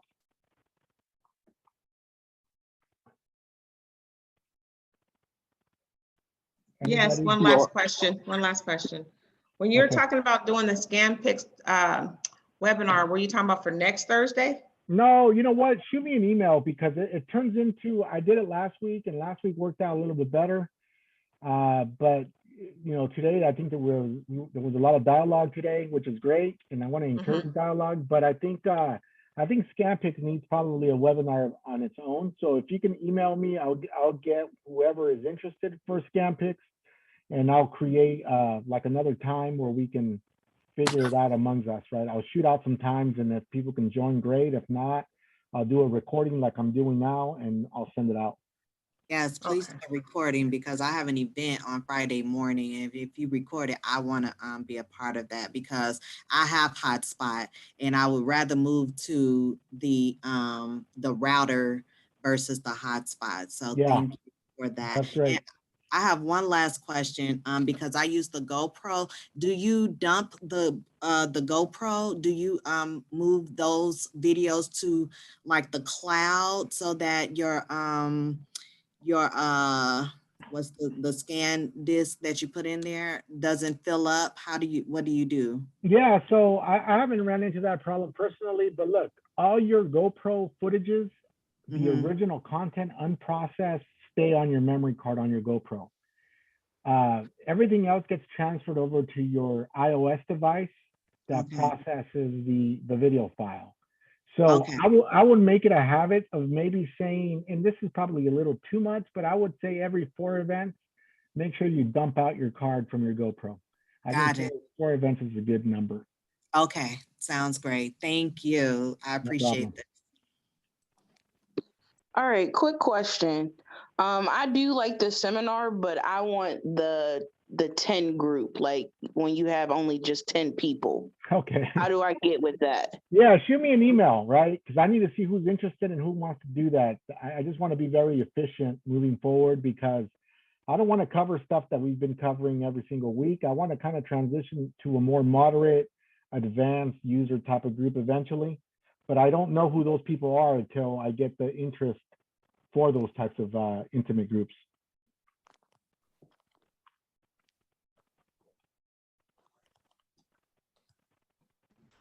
Is there any way on the app to start videos, like basically other than using this little remote control that came with the camera?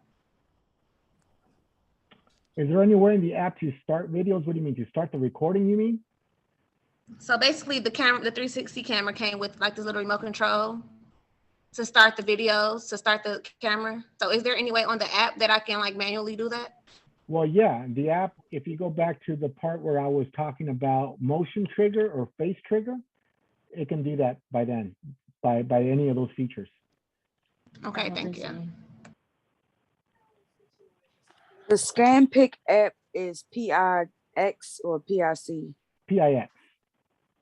And it's on our website. If you go into support and downloads, you'll see the ScanPix. Okay, thank you. But thank you. I appreciate your time. You were so much help. Thank you. Thank you for being part of this call tonight. Okay, with that being said, I'll let you guys be. Thank you guys for joining me tonight again for another episode of this Webinar 101.